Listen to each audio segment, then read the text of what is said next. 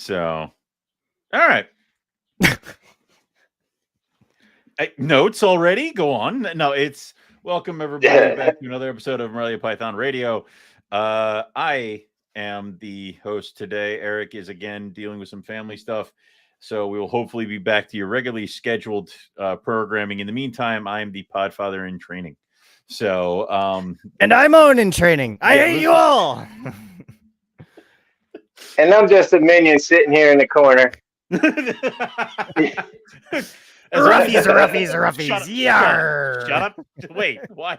Why is it? Is it because of the pirates thing? Is that why? Or is it okay? It might be a contributing factor. Okay, good job. Anyway, this episode we're of course joined by Jason. He won Morelia of the Year last year with that green tree python. So he is here and entering in on that, and he's going to helped us pick the calendar winners for 2024 calendar. And then also we're going to talk about 2024, not 2023. Like I said, if we only have a few minor fuck ups with this, I will take it. if something goes completely off the rails, then we have a problem.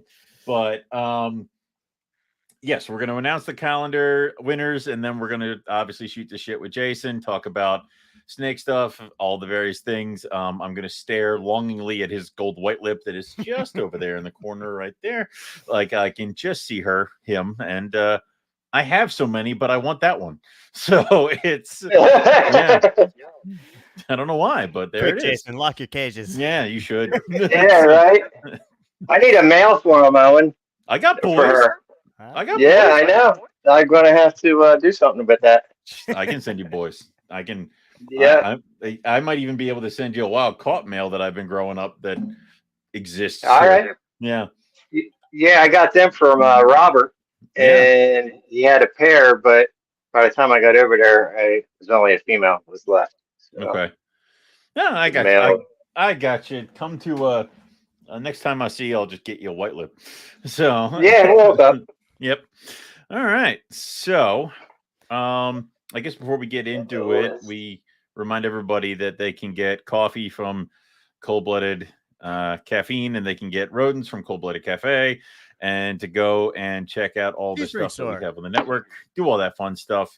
Patreon, all that fun stuff. So go check that out. And we're doing this one live, so I will be at the Oaks Reptile Show on Saturday. So come buy shit. I have too many animals. What are you bringing? Everything. Nice. Everything. Rhino rat snakes, false water cobras, Chinese king rats, carpets, olive pythons, white lip pythons, maybe a rough scale python or two. Got any mad hogs left? I got several mad hogs left. I got all the mad hogs that are ready to go this year are girls. The girls seem to be better at getting food going than boys. Interesting. And then I have one lone little blonde hognose from last year that's still here. Everybody else, all the other blondes are gone. So that's great, man. Hope you have a good show. Hopefully. Anybody heading out there, go pay Owen a visit and what's the word? Harass him for me. Yeah, there you go. I will be bringing 9 rhino rat snakes, all feeding on fish scented pinkies dropped. So come get them. I don't want them anymore. Yes. Thank you. That is all. So brilliant. All right. Yeah. All right. So Owen, how was the calendar contest this year? In terms of submissions, how do we stack up? I'm going to be completely honest with the two of you here and the other people listening. We were a little shy on the entries. Things were low. It was basically what I try to do every year is I try to go by the largest amount of entries and I try to skim them down. And if I can get down to a number, I try to make everybody else match that. The fact that I was able to get to 10 green tree python entries is ridiculous. There were only 2 inland entries. So out of all, and that's the biggest shame. That's it, too. That was crazy. So what you're saying is everyone listening that has an inland really could have almost won. Shame. Yeah. It was there weren't even that many scrubs. I mean, there were a couple scrubs. There was I think there were technically more bull and eye entries than there were like What scrubs. the hell? Yeah. It was definitely lacking, but then other categories kind of pumped it up. Darwin was also kind of on the back burner, but IJ was Papuan was hard. There was a lot of good entries there. Coastal was ridiculous. And then jungle is its own thing. Like it seems like green tree is the hardest one to kind of break into because every single animal is gorgeous. And if you have to pick a photogenic snake, a green tree python is easy. You stick it on a stick, you put the stick in the freaking sun, and then you take the picture, and then the snake allows that, and then you put it away. So with jungles, it's just like there's all the really bright yellow ones, and there's also the white ones and other stuff like that. And they're also a hard kind of thing to get into, and it's hard to get the right kind of colors where it's not too washed out of the yellow and stuff like that. So, and every year a slightly different panel of judges with different things that they like. And keeps everyone on their toes. It's also hard because it's like you have these people that take their time and take the really good photo, and then the people who just shoved their animal in a bucket want to know why they lost to this animal that is absolutely gorgeous.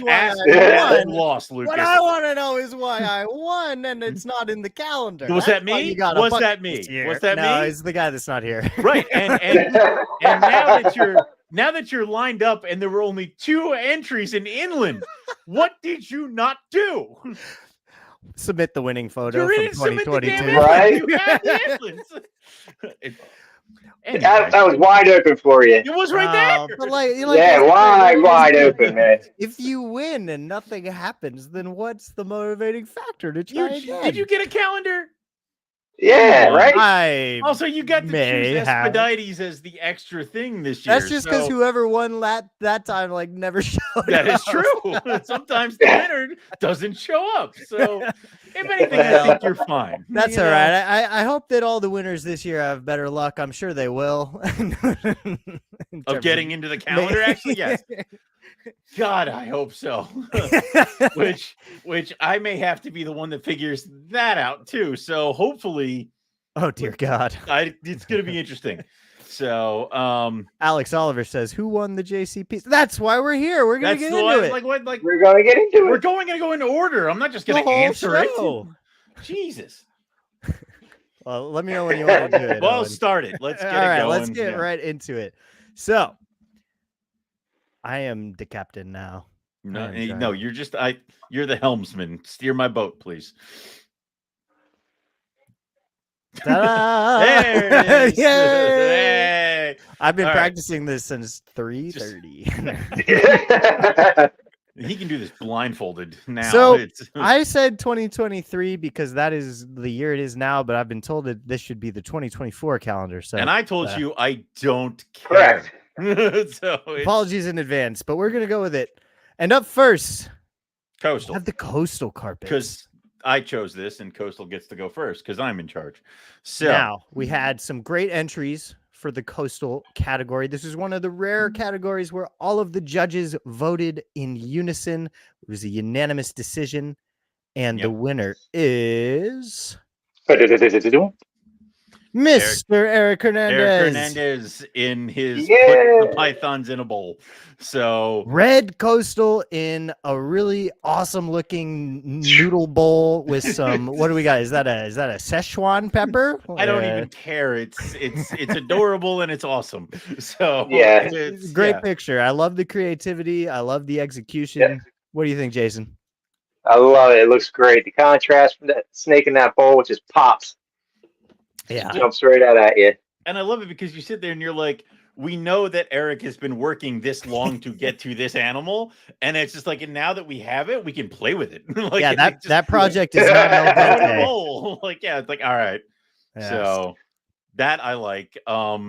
So I was happy how that one turned out. The problem, the other thing is that there were all these other coastals in there too. We had Eric stuff, we had a couple wild ones, and then there was one that I produced years ago that was in there from Jeff, and I'm like, I remember you. It's like, okay, so that was cool. So the coastal category never lets me down. So No, and Yeah. Eric's Reds never let us down either. That snake is Yeah. insane. No. 3-time winner. All right, we may have to do something to stop Eric Hernandez next year. Yeah, somebody may have to do something. We may have to push that. I guess yeah, we should vote a little less hungry. Yeah. So all righty. all right, Jungles. So Jungles was another one that was hard. Like I said, there was a lot of really good yellow and some zebras and some ivories. There was an ivory one in there that was beautiful. Yeah, so, I had to do a double take. That was Kristen Booker. Right. I went for the ivory, and you guys. It looks like that picture had a filter on it for a sec. I had to go back and I was like, no, the snake looks like that. I went for the ivory, and then you guys like smacked me and told me to go sit down, and like just basically just mowed me under when it came to Jungles. So well, it's going to be a theme of this year's calendar. Jason and I seem to have a similar. Yeah, you guys are of one mind, snakes. and I have lost all control. Yeah. But the winner of the jungle category this year is Mr. Christian Parr. Christian Parr. That stunning picture right there. What was your deciding factors there, Jason? It's standing out off that branch. This is It is so focused.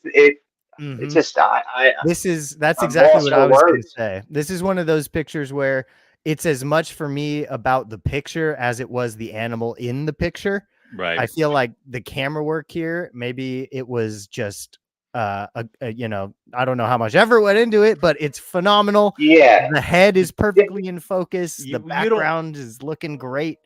You don't see the other you don't see the other like 10 photos where the snake fell off the branch and it's like on its head. It's like, that. Yeah. But I like that it was kind of, it's got some sticks and kind of naturey. It kind of that push to it. And it is a gorgeous, clean jungle. And as much as we like to say, it's like, oh, how black and yellow can you get? I find pretty damn black and doesn't yellow. love a clean black and yellow jungle. Like Riley was showing one that I produced and gave him 2 years ago, which still haunts my nightmares. It's like, damn it. Yeah, no. So way to go, Christian. It was picture. A nice one. Yeah, I had it was that one or the last picture with the it was just the snake sitting on a mirror, I guess. Yeah, the reflection thing. Yeah. Yeah, that was the other one. It was a toss up between those two. When those shots are done right, it can look really, really cool. I think 1 year we were doing the calendar, and I think like Howard had just done all his snakes on glass. So everybody did it. And it was like glass photo after glass photo after glass. It's like, God damn it. All right, we got it. It looks kind of reflective-y. Yeah. So but no, this is a good looking jungle. Yeah, I like it. Absolutely. What do we Next up we had Papuan. The Papuans. Mm-hmm. Eric's favorite. Yes. Yeah. Yes. There were some really good ones here. He wasn't here to judge. So we miss him terribly. he's going to say like you went with that one. And it's like, okay, I don't know. I think he'd be hard pressed to disagree with the winner on this one. It's hard. I mean, Papuans are so hard because they can have such great colors, and you can have it go from one end of the spectrum where it's like earthy, and then you can have it go the other end where it's kind of like rust colored and then everything in between. Everything in between. So hard to judge which one you want to, and it's just like, all right, well, which flavor of ice cream are you feeling? Exactly. Yeah. I mean, so much variation from the super dark black ones to really colorful orange flames. There's no shortage of looks. I think Jason and I went on this one together. It was you and me. This is one of the only ones that we agreed on. Right. So this is apparently the only thing you and I agree on is what kind of Papuan. Even though I probably picked a bad one. Yeah. I mean, I don't know why you're going. Why would you side with me? All right. So. And it is Ben Nicholson. Yep, his high contrast. Something like the just the head. Like, oh my God. It's a great shot. Ridiculous. Yeah. Great. Yeah, it is. Talking about, go ahead. That's going to make a great calendar picture. Yeah, the whole image. That is the whole point. Yeah. The whole point is a smart calendar picture. Absolutely. Yeah. Jason voted for Ben Frame's Pop Win. Yes, which is another great good one. But this one, this one just took it for me. It's just such a weird. Like, why is its head a different color? Like, I don't understand. Amazing tones and a really great crispy photo as well. One of these days, I'm going to have somebody enter one of mine in under a different name. One of your what? One of my Pop Wins. You have that? When have you bred them? I haven't done it. I outsourced it. Okay. But there we go. Jason getting into it. One of these days, I will. I'll have somebody I'll take some good pictures of my hets. I have a pair of het granites, and I'll try to get somebody to submit them into the calendar for me, and see if I can get Eric to vote on them. So that would be my crowning achievement. Yeah. I think MPR would fall, crumble in on itself. Yeah, the laws have been broken, and end of the universe. So very good. But I like that. I like that. Next up, the old Darwins. Darwin was another. It was kind of a weak category. I think actually it was so weak that we had.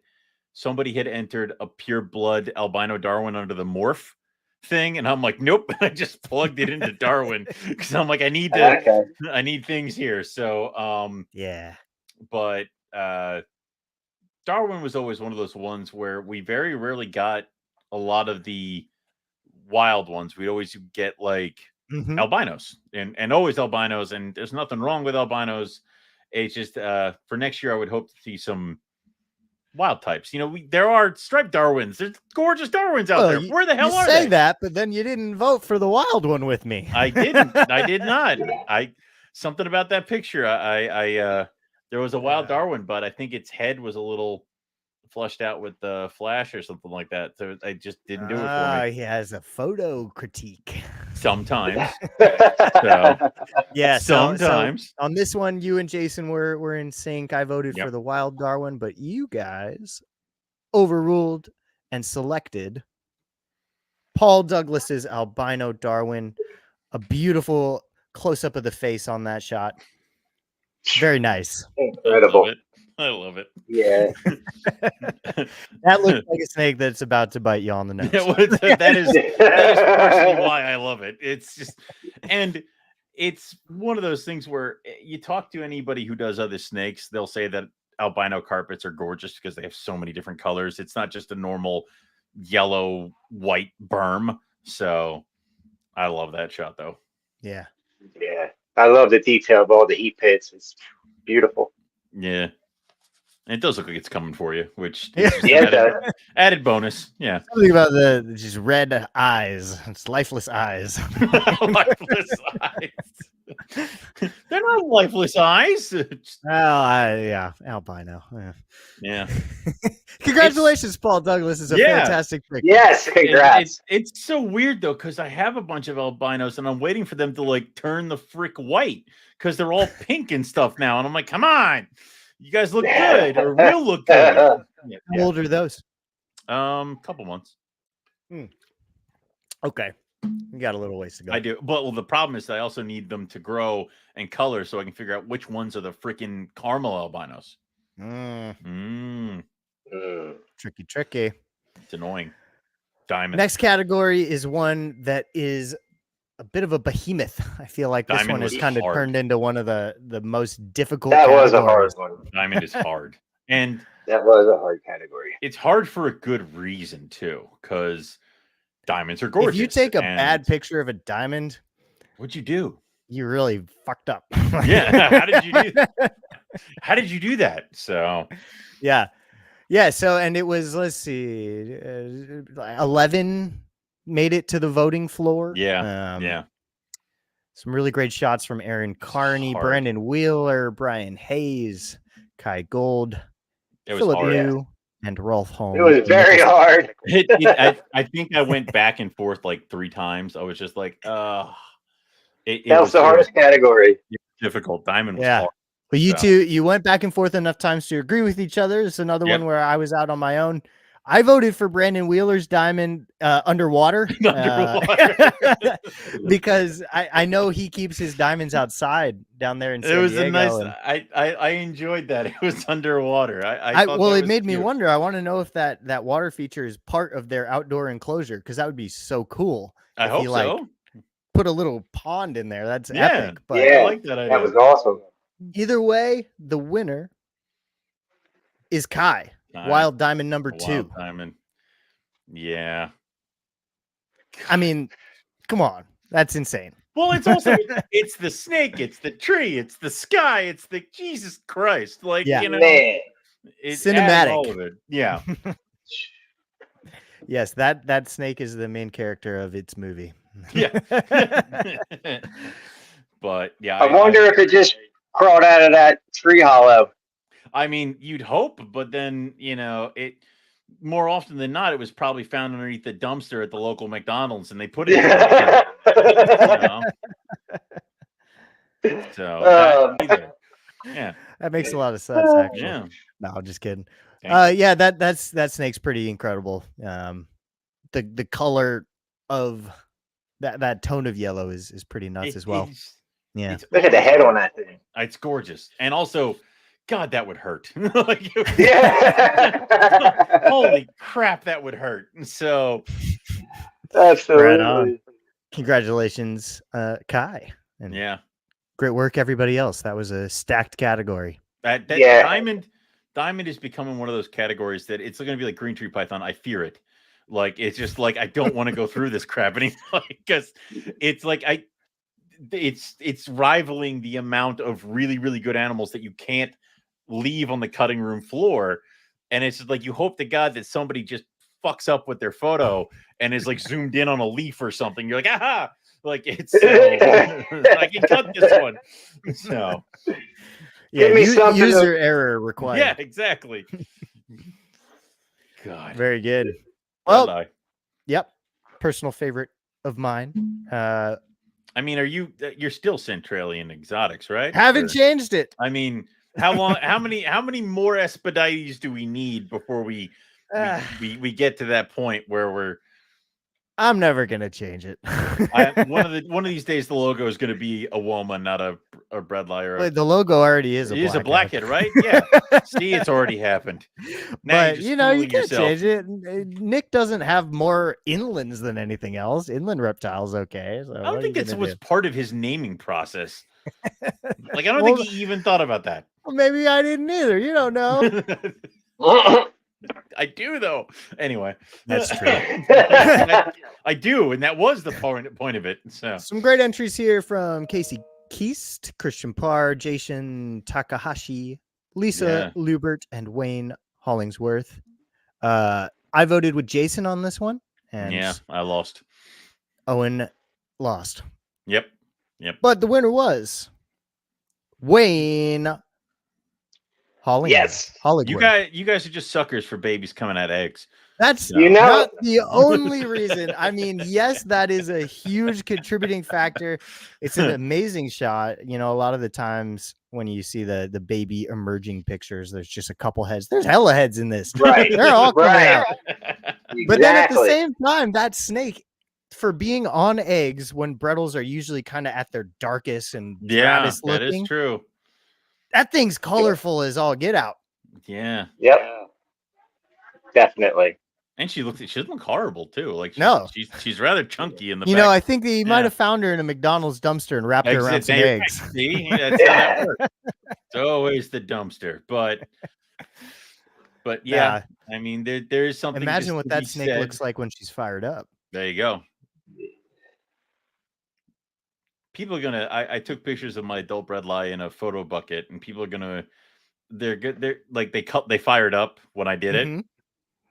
People are going to accuse me of doctoring my photos because it's like, oh yeah, normal drab LASIK fired up in a bucket under LED lights. He's like orange, and I'm like, I've never seen this snake before. I don't know where he came from. So where'd you come from? What'd you do with my breadlie? Exactly. And then that female I got from you fired up too. So, and you voted for the genetic stripe from Yes. Casey Keast. Yes, I did. Another really pretty snake. I like that. That was an awesome photo. I like that brick red kind of a thing, man. You know, 100%. Yeah, I do wonder what we're looking at, if it's a hypo or an a fours or just a really nice normal. I'm not sure. She may be. I mean, you know, I wouldn't be shocked, especially because it doesn't look like there's any like stonewash or anything in the babies. Of course, no, they could just be a little late. Yeah, pretty killer. I like Congratulations, Wayne. Yeah, inland. And like the neglected category. Like I said, there were 2 entries. 2. What's up with that, man? What's going on with the inland? I didn't even have to cut it. It was just, here are the 2. I think and I hope in a few years it's going to be a different story, because I know the few people that are producing inlands right now can't even make it to getting them on the website. Like the demand is high and there's just not that many of them out there. But you know, I would really much like it if it was more than just 2. So, you really got to hope that people raise them up and start giving them some love, because they are amazing snakes. Yeah. But out of those 2 entries, this was another unanimous vote. All 3 of us were on the same page, and it's a second win for Mr. Kai. Yeah. With that wild inland carpet on a stick. Because I don't feel I need to explain shit. Like why'd you choose this one? Look at it. Look at the snake. Yeah. Yeah. Look at that snake. Yeah, exactly. That might be like the sibling to the one on the cover of the Complete Carpet Volume 2. All I know. Jesus. Yeah. It's got that great color. Another great picture. It is interesting, though. There's absolutely nothing in the background. I wonder how he did that. If it's wild. If it was dark enough and it was a flash on, it just washed out everything behind it. I don't know. Maybe. Yeah, I like photos like that are just jet black in the background. It's hard to do. Yeah. Oh yeah. Why all my backgrounds of my pictures of snakes on website are white, because I could never get the black background to do what I wanted it to do, and it's just like, screw this. So the way I did it, I had to have the light like behind the camera, and I had it in the black box, and it was completely lights out except for the little bit of light that I had coming in from the front, and that was how no flash, just that's what Riley and I talked about it years ago, and he's like, well, turn off all the lights except for the ones you're using for the light box. I'm like, huh? And I did it, and all of a sudden everything was better, and I'm like, son of a bitch. Like, it was right there. Yeah. So but now it's the whole art to all this. It takes me back to when you guys had Carlos on, just specifically talking about snake photography. There's a lot to it for the people that get heavy into it. It is hard, and then you have to get the right kind of light tent. You get the right kind of stuff like that. Like, I have the light tent for my little guys, and then I just have a white bucket with a lid that you can screw on for the adults, because I tend to put them in the bucket. They rage for about 10 minutes, and then they settle down, and then I quick open the lid, take a picture, and they rage some more, and then they go back in their cage.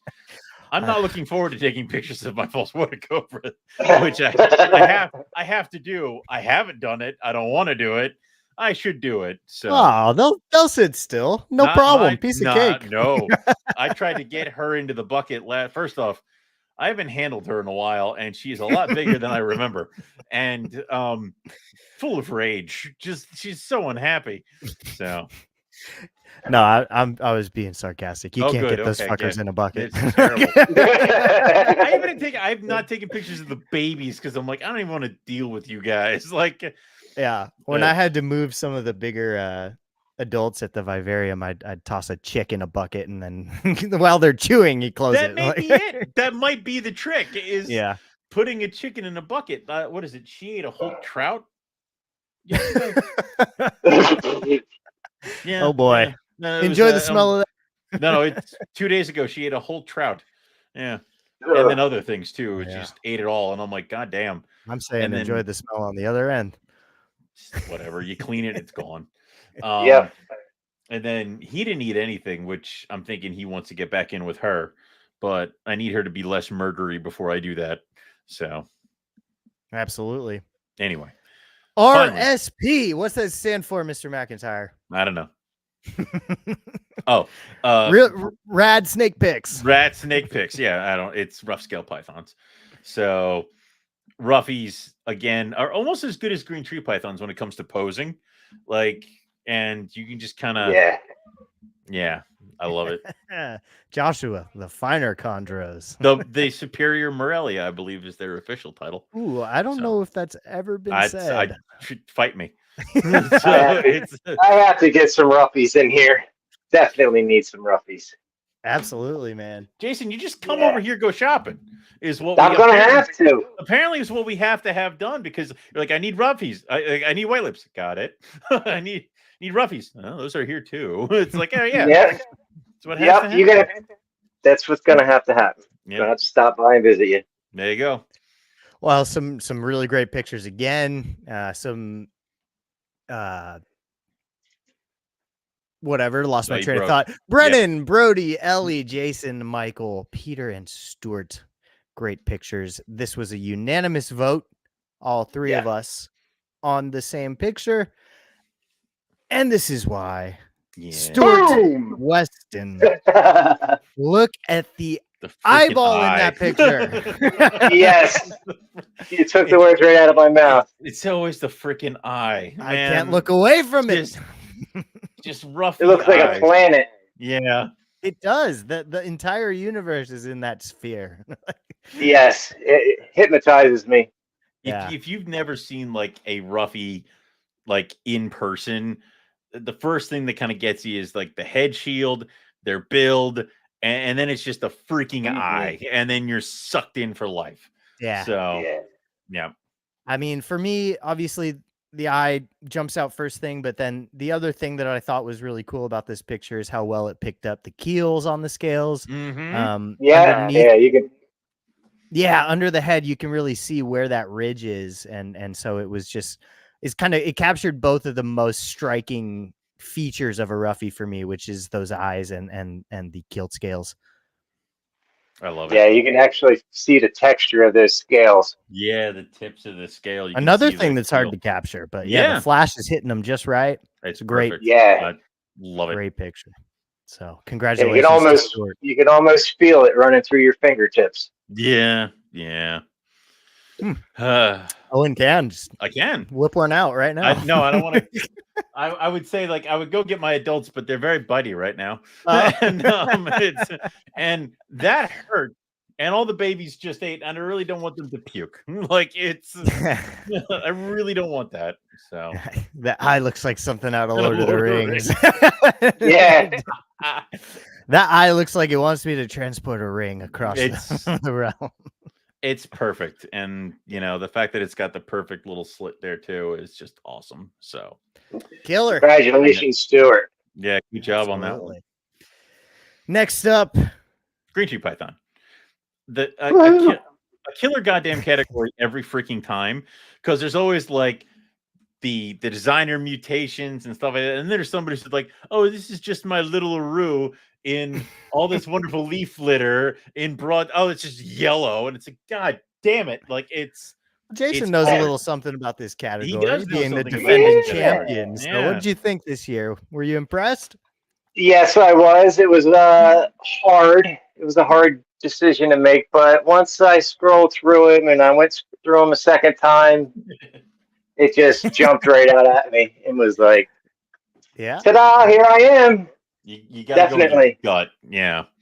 And I agreed with you. We voted together on this one. Owen was the dissenter. Yeah, I went for the I went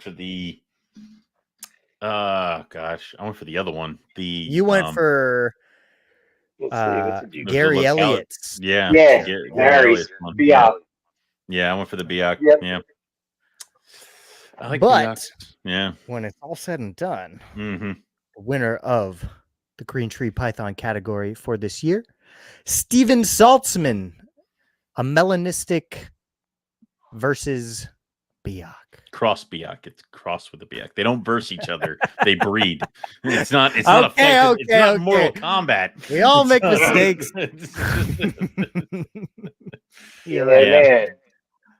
Yeah. I voted for this one. I did. Yeah, you did. I don't remember, but yeah, it's really pretty. I like it. It's like, well, thank God. Yeah. It's glowing.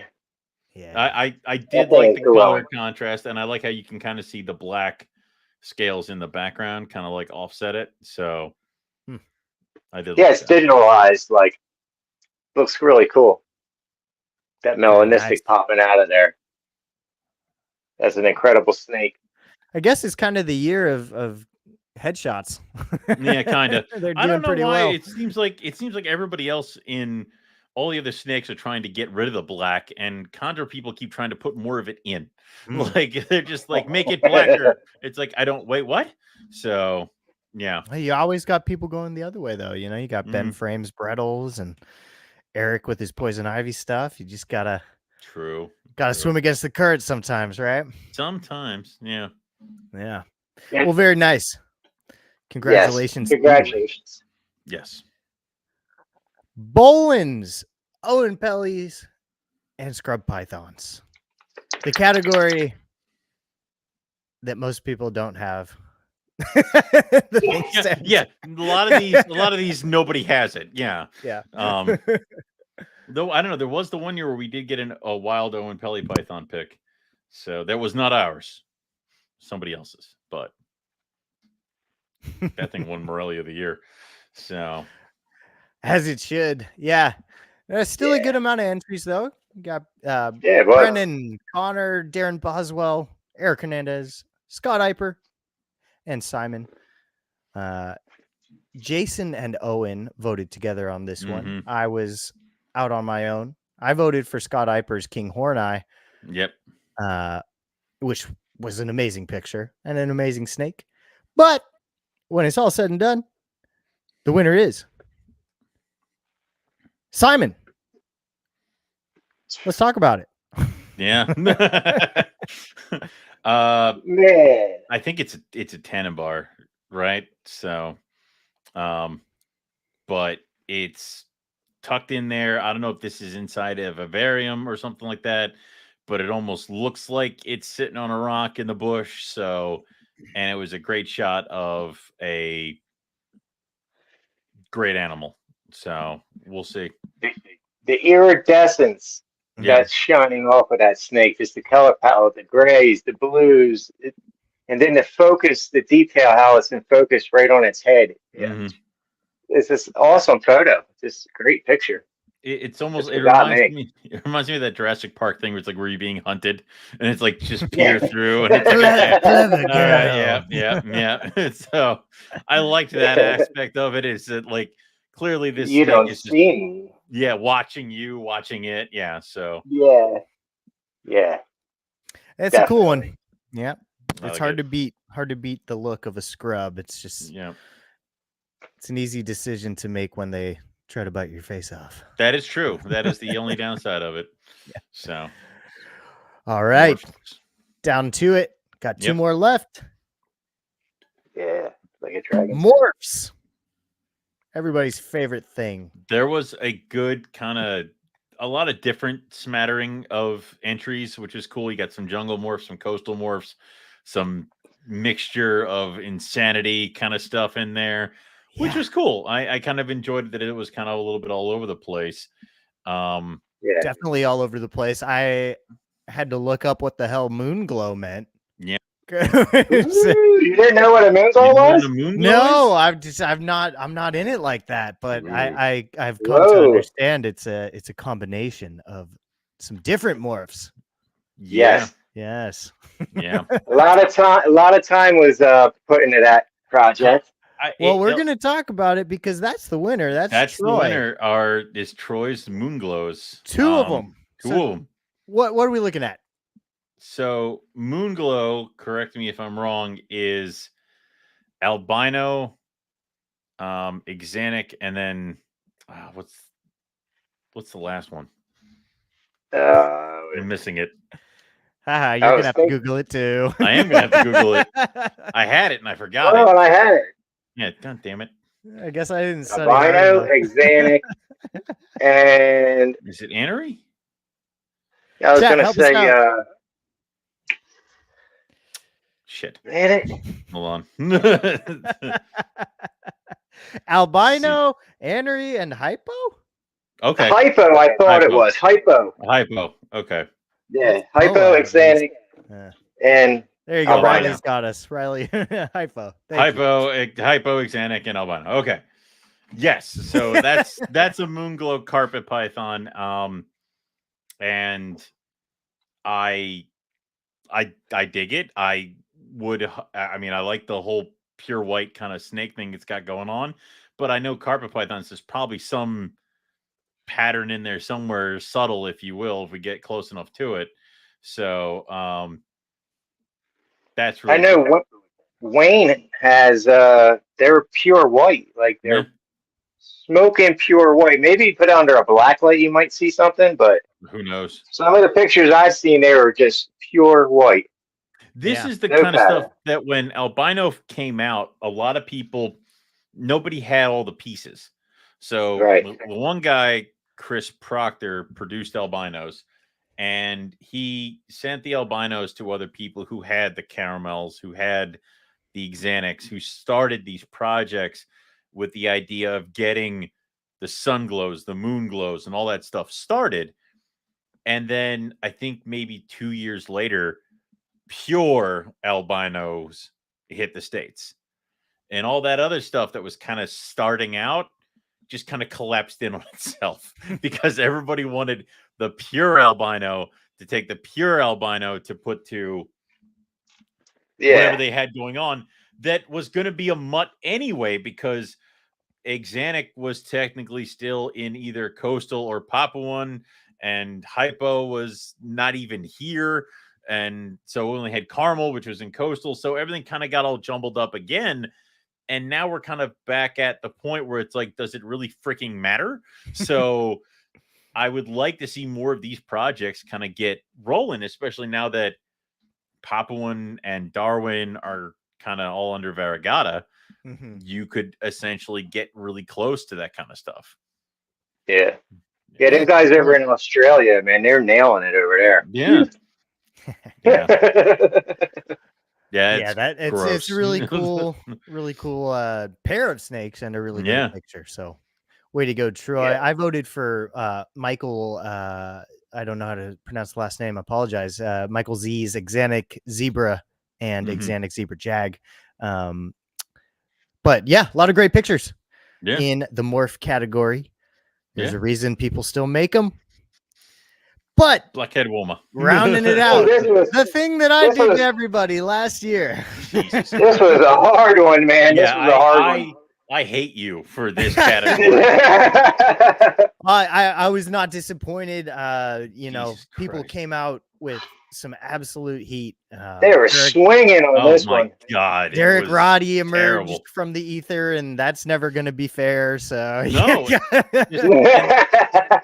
People coming out of nowhere with blackheads and womas that I just find me a bad picture of that. Oh, that's right. I could. There was somebody who put one in a bucket. It's not in a bucket. Oh, wait. Are you talking about me? Yes. No, it was not in a bucket. If you're talking about mine, it was not in a bucket. There was one blackhead in a bucket. Not for me. Oh, wait. You're not talking about the one. No. Okay, yeah, you're right. Yeah, I am. but the one that made it to the voting was not in a bucket. Because you literally broke the rules. Like it was, you put it in a bucket. Again, it was such a hard category. I was going through it being like, please God, show me somebody who fucked up enough to, there's one in a bucket. Yeah. My entries this year were out of protest and smite. Yes. However. And what have you learned? I learned that Owens is the boss. Yeah. So amazing shots from Derek. We got tiger, blackheads, tangerines. What was the other blackhead that one? Because you put the heavy black one in the bucket, which I hated you for, because I like her so much. And then you had another one that was a blackhead in another type of bin. Me? Yes, I thought you had like one of your westerns. Maybe that on? No, that was on the floor in your. Oh yeah, it was on the floor. Hey, but on your floor. Well, today's not about me, so we could just move right along.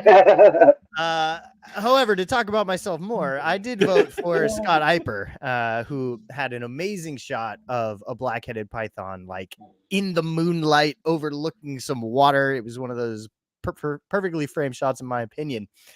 Oh wait, I did that. I butchered that. Owen did that. I voted for Scott Eiper's blackhead. Yeah, I did that. Yeah, that was you. You guys went off. You guys went off and chose the Woma.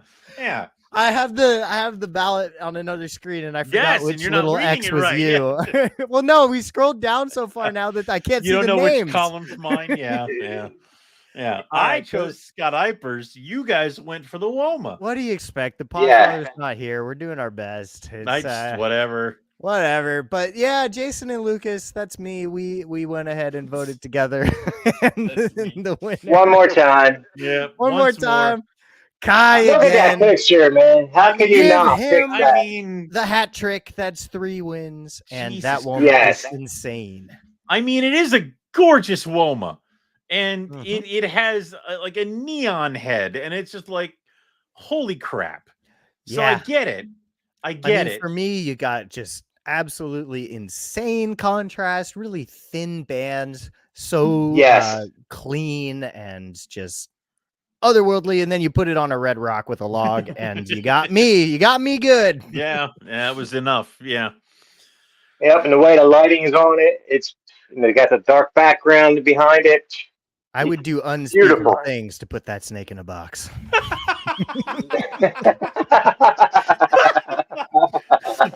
I don't want to know. Why are you laughing? I don't want to know. I don't want to know. I'm good there. Thank you, though. Yeah. Oh, man.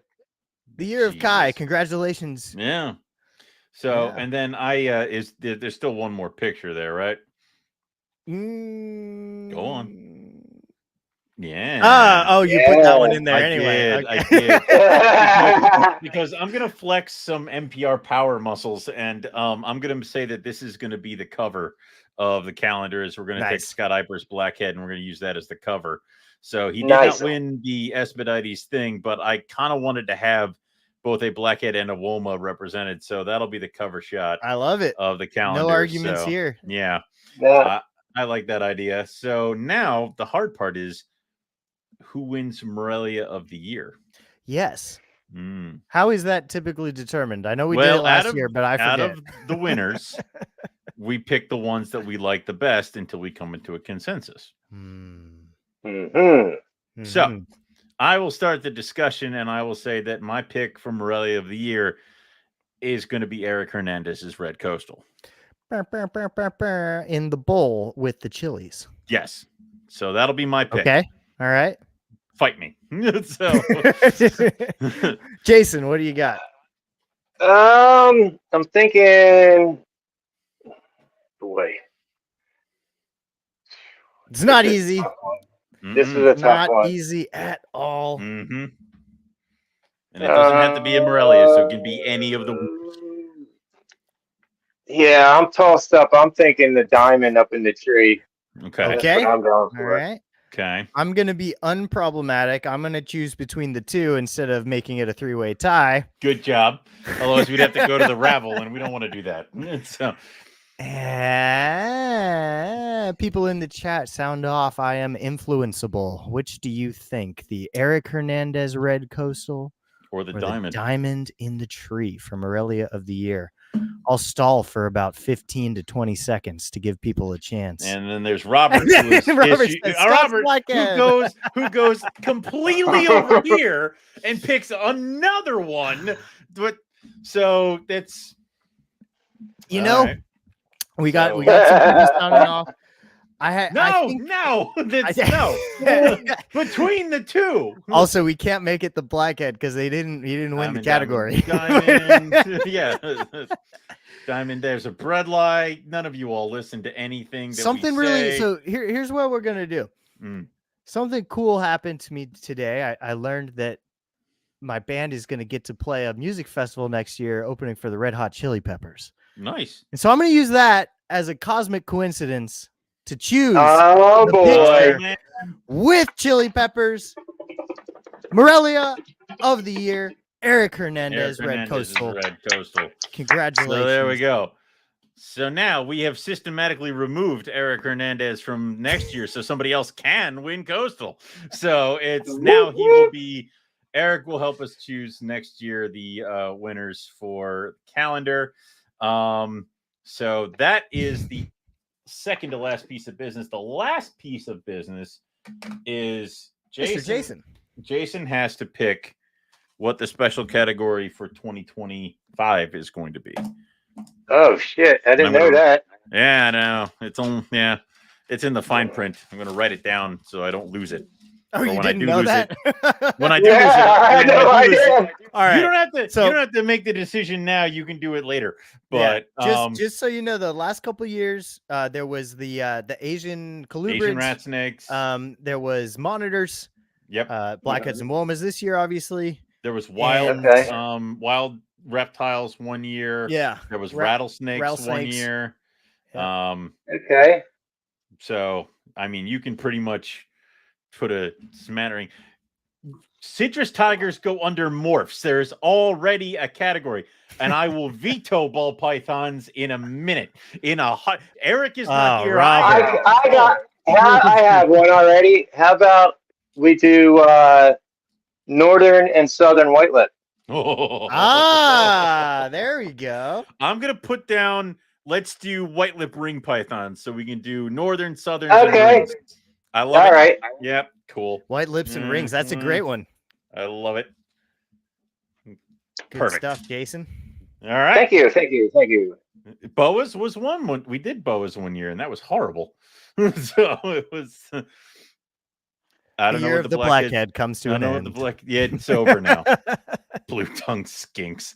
I would be like, I don't know what I'm looking at. It's a skink. Let's move on. No, it's not true. A shingleback would win instantly. Yeah. Shingleback's pretty cool. No, I love shinglebacks.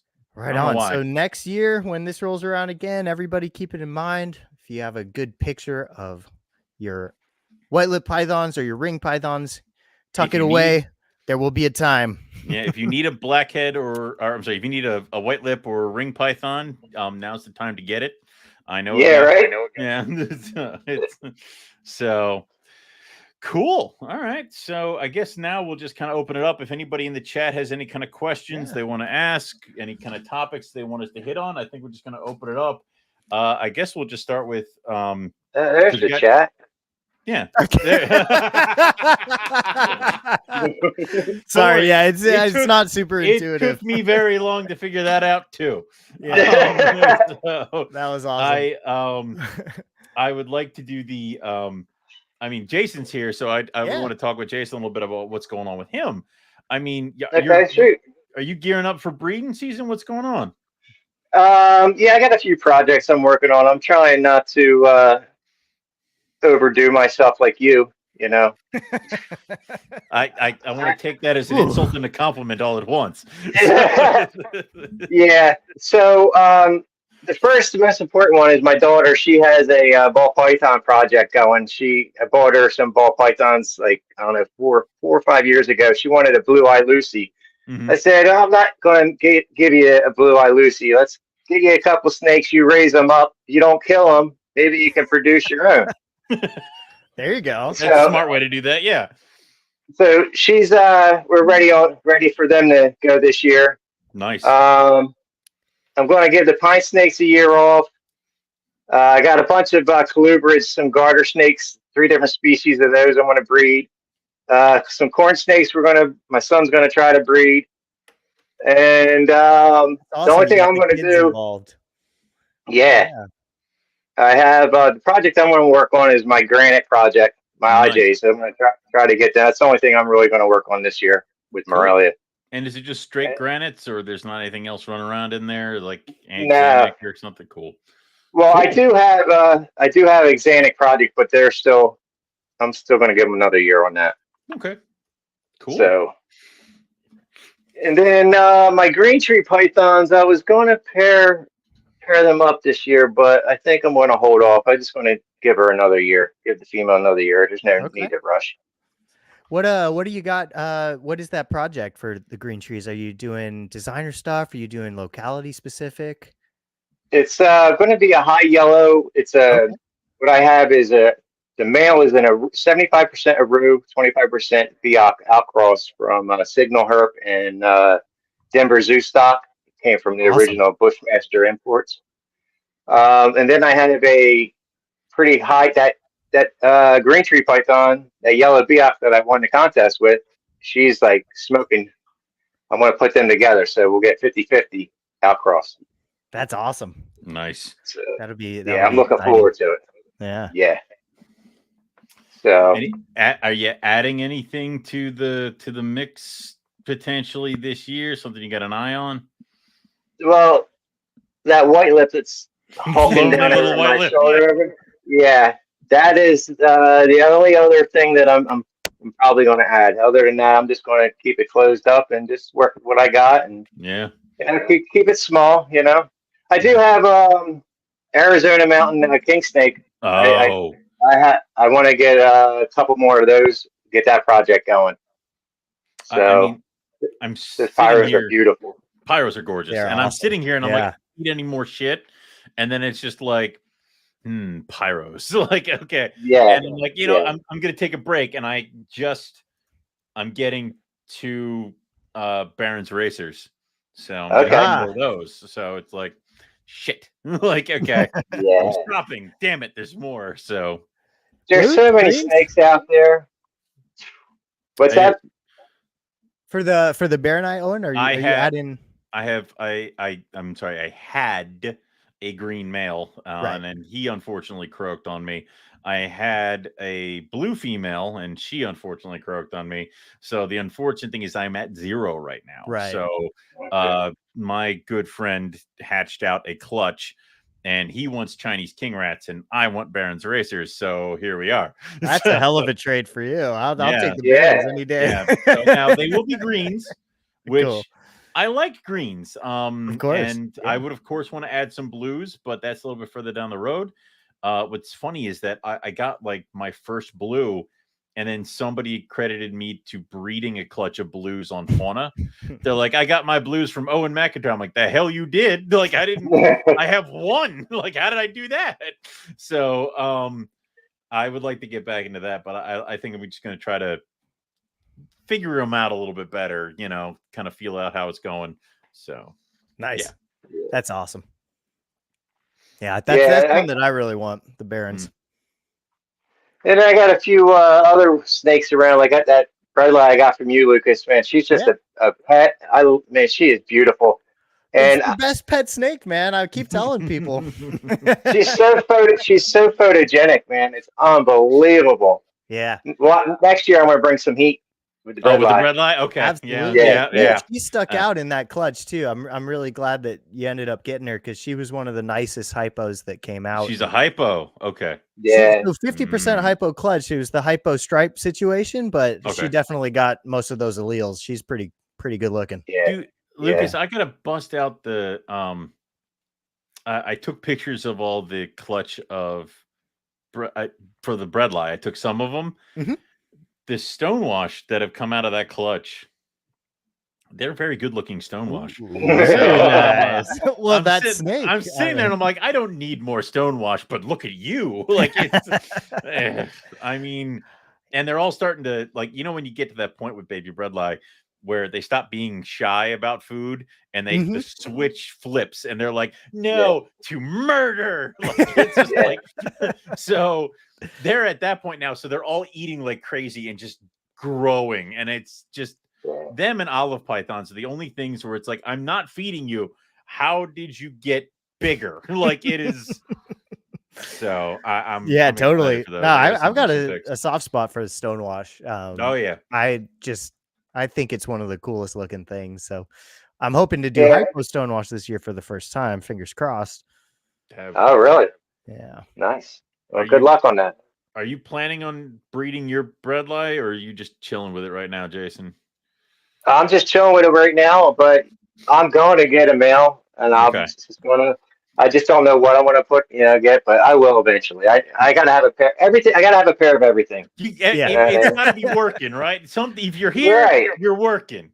I say this, and my retic's just lounging on a freaking log downstairs with a chicken in its mouth. So yeah, I mean, I'm limited to my space, so I got to pick and choose, and I kind of went a little crazy. And I sold a couple projects that I had, the Carmel project, and just a couple. Like, what am I doing? I'm going to run myself out of space in one season. I can't be doing that. So it's a constant battle, preparing for what's to come. If you're successful, like if you do what you want to do, you got to still know what's going to happen. And certain things sell a little better than others, and Morelia is a slow seller. It takes time to sell them. You got to wait a year or so, let them get some color to them, and then they go. It's one of those things where it's like last year's babies start selling now, like crazy, because they're bigger. You got to rotate the stock. Right. Exactly. They're bigger. They're on mice. They're starting to be a little flashier. People are kind of thinking that they're beyond that little fragile baby stage, which once a baby carpet's rolling, it's not fragile at all. Like I drop them all the time. So they're the ones who start going. And then all of a sudden I go from like having 12 to 13 from last year to like 1 very quickly. And then it's like next year's building up. The thing is like I'm looking at available slots that I have open right now. As I'm getting ready to start pairing snakes, I have 20 slots open. 20. And I have potentially, out of all the pairs that I want to do, 36 pairings. So Jesus Christ, not gonna do it. So, why do you hate yourself? Well, that's why we're cutting back. We're reeling it back in. That's why I'm gonna send you Lake Chapalas. I don't want them. I don't want them. So like I'm not doing my black rat snakes because those turned out to be a bitch to wholesale this year, and I want to get my girl off. I'm going to do 2 pairs of rhino rat snakes because I don't know why that happened all of a sudden. And then I have 2 female Vietnamese blue beauties. It just kind of piles up. It's like, now, it does, doesn't it? Yeah, it's like now it's like shit. That's already what, 6?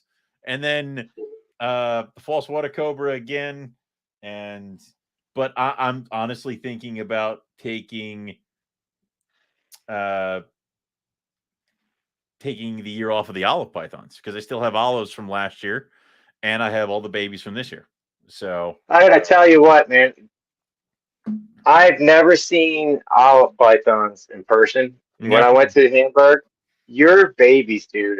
Oh my God. I fell in love with them, dude. They're one of those ones you gotta see to they sneak up on you. Yeah. I had the same experience.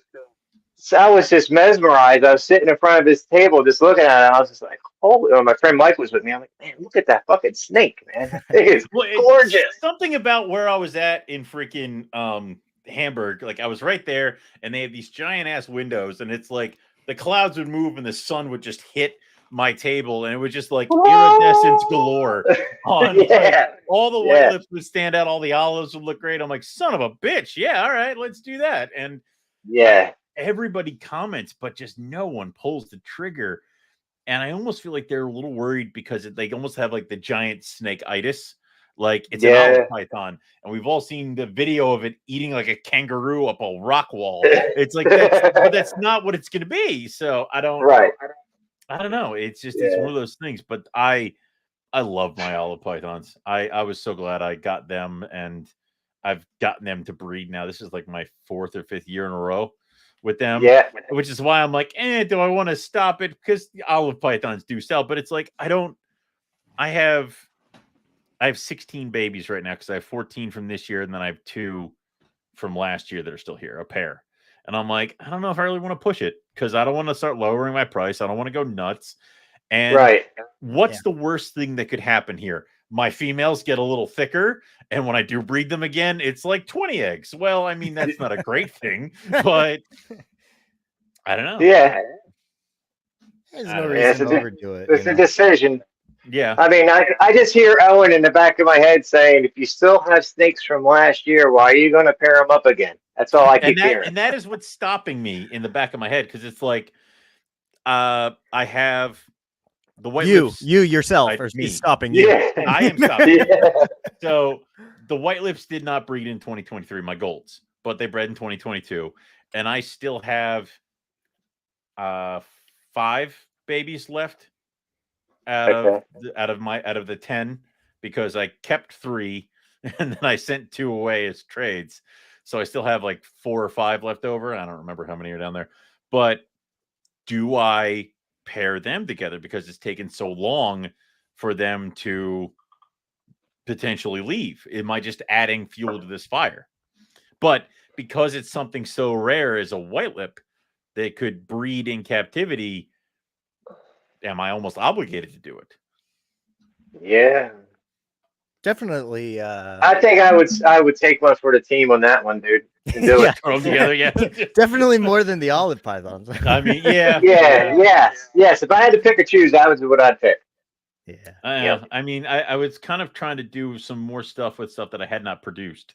Like, I wanted to pump up the Timor pythons, maybe next year give them a shot. I wanted to potentially push for the black phase white lips a little bit more, but I do have the golds, and I think I'm just going to pair the golds, because if I get another clutch, oh God, no, another clutch of gold face, I'll sit all of them.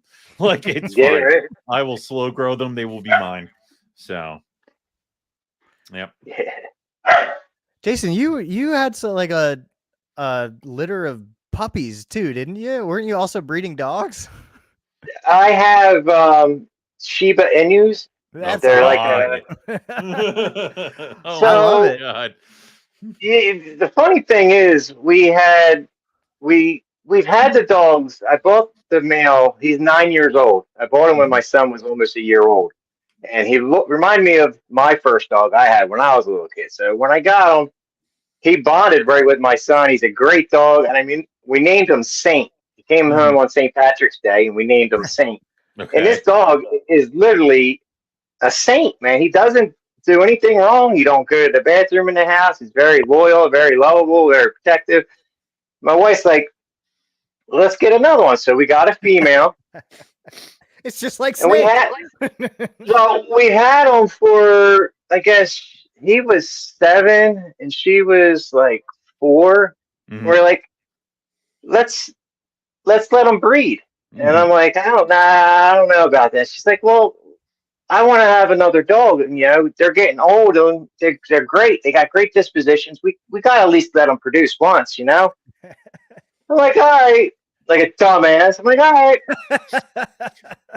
So I'm thinking she's a small dog, maybe 35 pounds. She'll only have like 4 or 5 puppies, you know, on average, I'm thinking.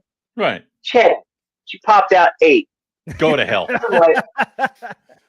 I'm like, what the fuck? So there's such awesome smooth, man. I put some investment into it. I got the nice cages, the fences that you put together. You can make your own like pen for them once they got big enough on the tile floor in the house, and they go right out to the deck. Wasn't that big of a deal. So they come in heat again. I'm like, that's enough. Yeah, thank you. Talk about not repeating pairings. Yeah, dear God. Yeah. My wife's home with them and stuff, so she's like, all right, I'll just keep them separated. Yeah, we got kennels. We got, you know, somehow. No. Wait, just wait till you hear this one, Owen.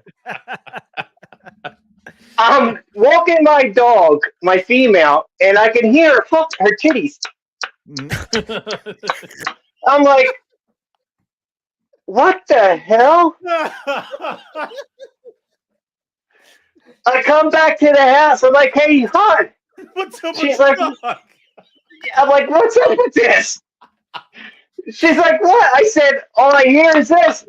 And she's running down the road. She's like, oh, they are swollen. I'm like, yeah. I thought you kept them separated. She goes, I did. Well, dude, 2 weeks went by. No, yep. Okay. She's running around, all pan and everything, jumps up on my bed, sits on my lap, and next thing I know, I got a wet lap. I'm like, what the? Are you serious? Yeah, see, that doesn't happen with pythons. Yeah, the dog, the first time when she got pregnant, she had 8 puppies, dude. She was like a tick. She was blown up. You couldn't even tell she was pregnant this time. She only had 2 puppies. Okay. So they must have did it through the cage. They must have somehow she went to the store and somehow. So now they're in heat again, dude. And my wife's in New Jersey. Nope. Yo, I got the dogs locked up. I got one locked up upstairs, one's locked downstairs. They're 2 opposite ends of the house, and they are not getting anywhere near each other. Nope. We did the foster with the pit puppies, and it was one of those when they were gone. It was sad to see them go, but it was quiet. The house was quiet, and I was able to sleep in, and there wasn't anything broken. Oh my god! Yeah. Thank God she only had 2 puppies, and the family that came, they took them both. Okay. They bought them both from me. So I was like, cool. Yep. I hope your green trees are as fecund as your Shibas. Yeah, me too. Snakes don't breed through cages. You have to put them in with the cage. You have to make that decision. You never know. Yeah. Parthenogenesis. I'm gonna put a portal between the 2. There's 2 white cages. That's where they are. Nice. The males on one side and the females on the other. So I'm just gonna put a portal there and just let them do their thing. Owen's been doing that. Yeah. I have small cages that are going up there where I'm going to put my grow up roughies so that they can have a small cube, and then as they grow, I can open it up and they can expand until they go until this entire wall behind me is just rough scale pythons. So yeah, give me some time, it'll happen. So that's what I'm going to do with green tree pythons. There you go. Yep, I know that they got a lot of bad juju on them, but knock on wood, man, I've been doing pretty well with them. They got the reputation of being green tree pythons, which is unfortunate because that's what they are. So yeah. Well said. I mean, thank you. They got this whole thing where they're just magic snakes on a stick. When I got back into snakes, like I got out of snakes back in 2004, 2005, and I didn't really have a whole big collection. I just had some wild, boas and red-tailed boas, a couple boas, and some king snakes and stuff like that. Nothing major. Right. And when I had kids, I got out of it. So to make room for all my children that I had. So my daughter turns 13. She's like, Dad, I really want a snake for my birthday. And I'm like, okay. You've come to the right place. No, please twist my arm. We used to catch them all the time when she was a little girl out in the yard, So she loves snakes, She might be a girl, but she's my little tomboy, I had to plant that seed early. That's my kid. Yeah, I'm in there. Yeah. Yes. That's awesome. So my wife hears this, and I'm like, hey, Jane, Kaylin wants a pet snake for her birthday. She looks at me. She says, if you get an effing snake, me and Jason are out of here. I'm like, what? She's like, you got rid of all the snakes for a reason. And I'm like, yeah, to have, for the kids and stuff. She's like, no, I didn't like snakes. I don't like snakes. What? I'm like, you just don't, you forgot all about them. You need to be re-educated. So I get her a red-tailed boa. Okay. And I give her this boa. She has it for like a month and a half. Next thing you know, I see a carpet python. I'm like, at the pet store, I'm like, take that home with me, Dude, my mind was blown when I went on the internet and started looking at snakes, man. Yeah.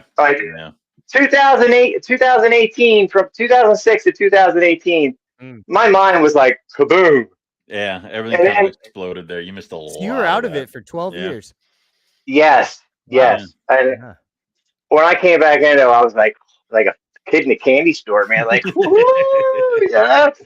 My wife says to me, she says, all right, you can, get another one, have a pair or whatever. She goes, but I don't want a house full of snakes. How close are we to getting what a house about a room full yeah. of snakes? Yeah, dear? I mean, I'm very close to that. I have snakes on every level of this house right now. So yeah. So do we. So do we. Yeah, it's So only a matter of time. Funny. I'm gonna start this story. Yep. About a year and a half goes by. We go to the local store to get some feeders, and she's like, "Hun, come here." I'm like, "What?" She goes, "Look at this snake. Isn't it just the cutest little thing you've ever seen?" I looked at her. I said, "What did you do with my wife?" Yeah, where's she? Where's she at? And she's like, "Look at this. There's a striped California king snake, a female." Right? I said, "Do you like it?" She's like, "Oh, it's so cute. Look at the little eyes." I said, "We're taking it home with us." Yeah. So that's all I had to do, dude. Now she has just as many snakes as I do. Yep. Yeah. Wow. My bedroom is full of garter snakes, king snakes. They're all hers. The corn snakes up there, they're hers, but they're supposedly my son's, but they're hers. She even took over his agamas, butterfly agamas we have. I'm like, don't buy them from PetSmart. Don't do it. They're going to die. I said, if you want some agamas, we'll find a breeder. We'll get some. Yep. PetSmart. Well, they bring them home. Oh, 3 years. They brought them home 3 years ago, and I still have them. They're alive and well. They're trying to breed. The female got the male by the back of his neck. I'm like, I think it's supposed to be the other way around, guys. It doesn't work that way. Yeah, that's not how that goes. Yeah. But my wife has like I don't know, a nurturing thing with all animals, just like I do. She took on those agamas, and them things, they're doing great, man. Like I said, we've had them for almost 4 years. And I told my son when we first got them, they might last a couple weeks, son, but I'm not making any promises. Yeah. They heard you and they said, "Watch me." The hell with that. Yeah.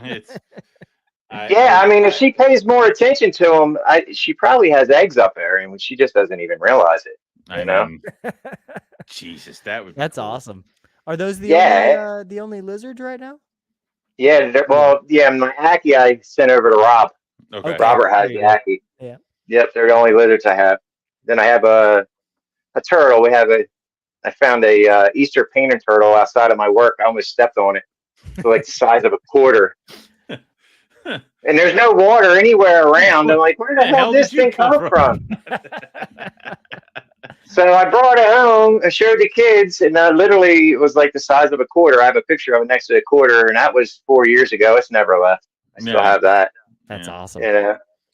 But yeah, we have, we're probably, like I got rid of some, so we're probably about 40 snakes, 45 snakes here, something like that. Oh, those were the days. I could clean the whole room in an afternoon. Yeah. Yeah. But I mean, it's funny from where she came from what she said in the beginning to where we are now, and it's like I just laugh at her. You know? That's hilarious. It's like, oh, you're afraid of them, and now you have like half of them here. Yeah. 20, at least 20 of them are hers. You know what I mean? At least 20 of them are hers. That's awesome. That's awesome. Yeah, and she does good too with those garter snakes. She the California red-sided, they're Lasik and Peltzer lineage. They're a neon line, they're called.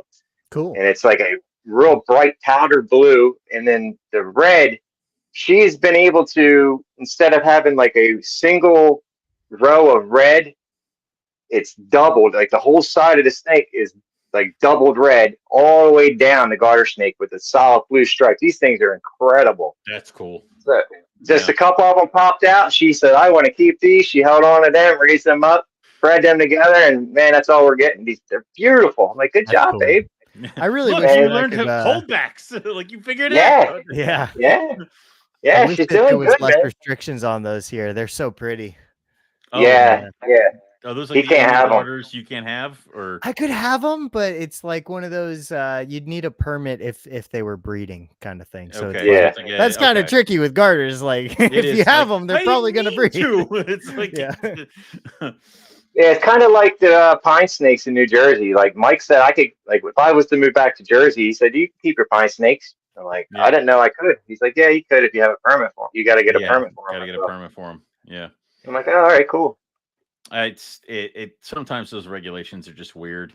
I mean, I've wholesaled corn snakes to pet stores and stuff in Jersey, and for a while there, they were like, oh, they're all worried about the whole eye color thing, and then after a certain point, they're like, well, yeah, well, at a certain point, they're like, we don't care, we'll take them all. I'm like, okay, all right, fine. So, whatever. But I like the idea of getting into this kind of like a colubrid kind of smattering of cool stuff that kind of, the different things. I have all the Asian colubrids. I'm on that kick, but then I have my Cali Kings, and I'm looking for a reverse stripe Cal King male, and I've just been so picky about him. I have not found him yet, but it's like, that's what my wife likes too. Yeah, I got the reverse stripe. I got a broad back reverse stripe, so she's white, and then she's almost like somebody took like a paintbrush of ink and just went right down her back. That's cool. And I have her, and I keep trying to find the male, but I'm looking at it. I'm like, you suck compared to her. Like, it is right. I'm just like, you're not good enough for my daughter. Your standards are. That's how I am with the pyros, dude. I'm the same way with the pyro. I'm like, you got a broken band, a little bit more white than that. Nah. Get out of here. Get out of here. It's like, it's a Cali King. It's like, what size group are you working with those Mountain Kings, Jason? We only had 1.1 right now. Okay. But I want to get more. Let me know if you produce those. I think they're really pyros cool. are gorgeous. Yeah. Yeah, I got them from Gerald Minker. Okay. Merker. Yeah, out there. Out west. Jason Balin has some gorgeous pyros. And he's like, maybe I'll pair them. And I'm like, sort of, I'm gonna pick you up and shake you. Like, will you put them together? Like, and he's just like, I tried. I'm like, thank you. So he has some ones, and then the guy that was set up next to me at Hamburg, Chris, he does a lot of colubrid stuff, and he has pyros. And then he also did he have them there? Because I didn't see any. I don't know if he had them there. He had them the last Hamburg. Okay. Set up. Yeah, I was looking for it. I was the only snake I was looking for at Hamburg. So he does that. He does those. He has some great pyros, and then he's the guy I got my black rat snakes from. So okay. Yeah. What's up, Chris? You just joined, but you were like one categories earlier. Yeah, you won the jungle category. Yeah. He said, "Is Jason gonna have some garters next year?" Yes. Hopefully, fingers crossed. He's already chasing around. I kept them together, and he's already chasing around the enclosure now. I thought maybe they'd give me they didn't give me a litter this year. I didn't get any. I got 3 from one of my holdbacks. Is it really early? Because like my rhino rat snakes are starting to do this thing where the male is starting to try to figure out. I swapped, a friend of mine dropped off his rhino rat snakes, his adult pair, and I swapped boys and girls. So now I have my proven male going with an unproven female, and his unproven male going with my proven female. So it's kind of like one of those things where it's like I have to almost re-feel out how these guys work. And my proven male is starting to cruise looking for her, but she wants nothing to do with him. She is a rhino. She actually got injured and lost her horn. So she's a rhino in, I guess, just name only. So she's up hiding, and he's starting to do this thing. We're starting to cruise around looking for her, and I'm like, all right, we'll figure it out. We got time, but right. I mean, the temperatures up here where I'm at, they like in August, the end of August, they dropped, and then they came back up. So we kind of like, I think it screwed them up. Like they thought they had a cool temperature, and then it got warm again. So I think it kind of made the garters think they're getting ready to go back in the spring. Yeah. Because now that it cooled back down, they stopped. Yeah.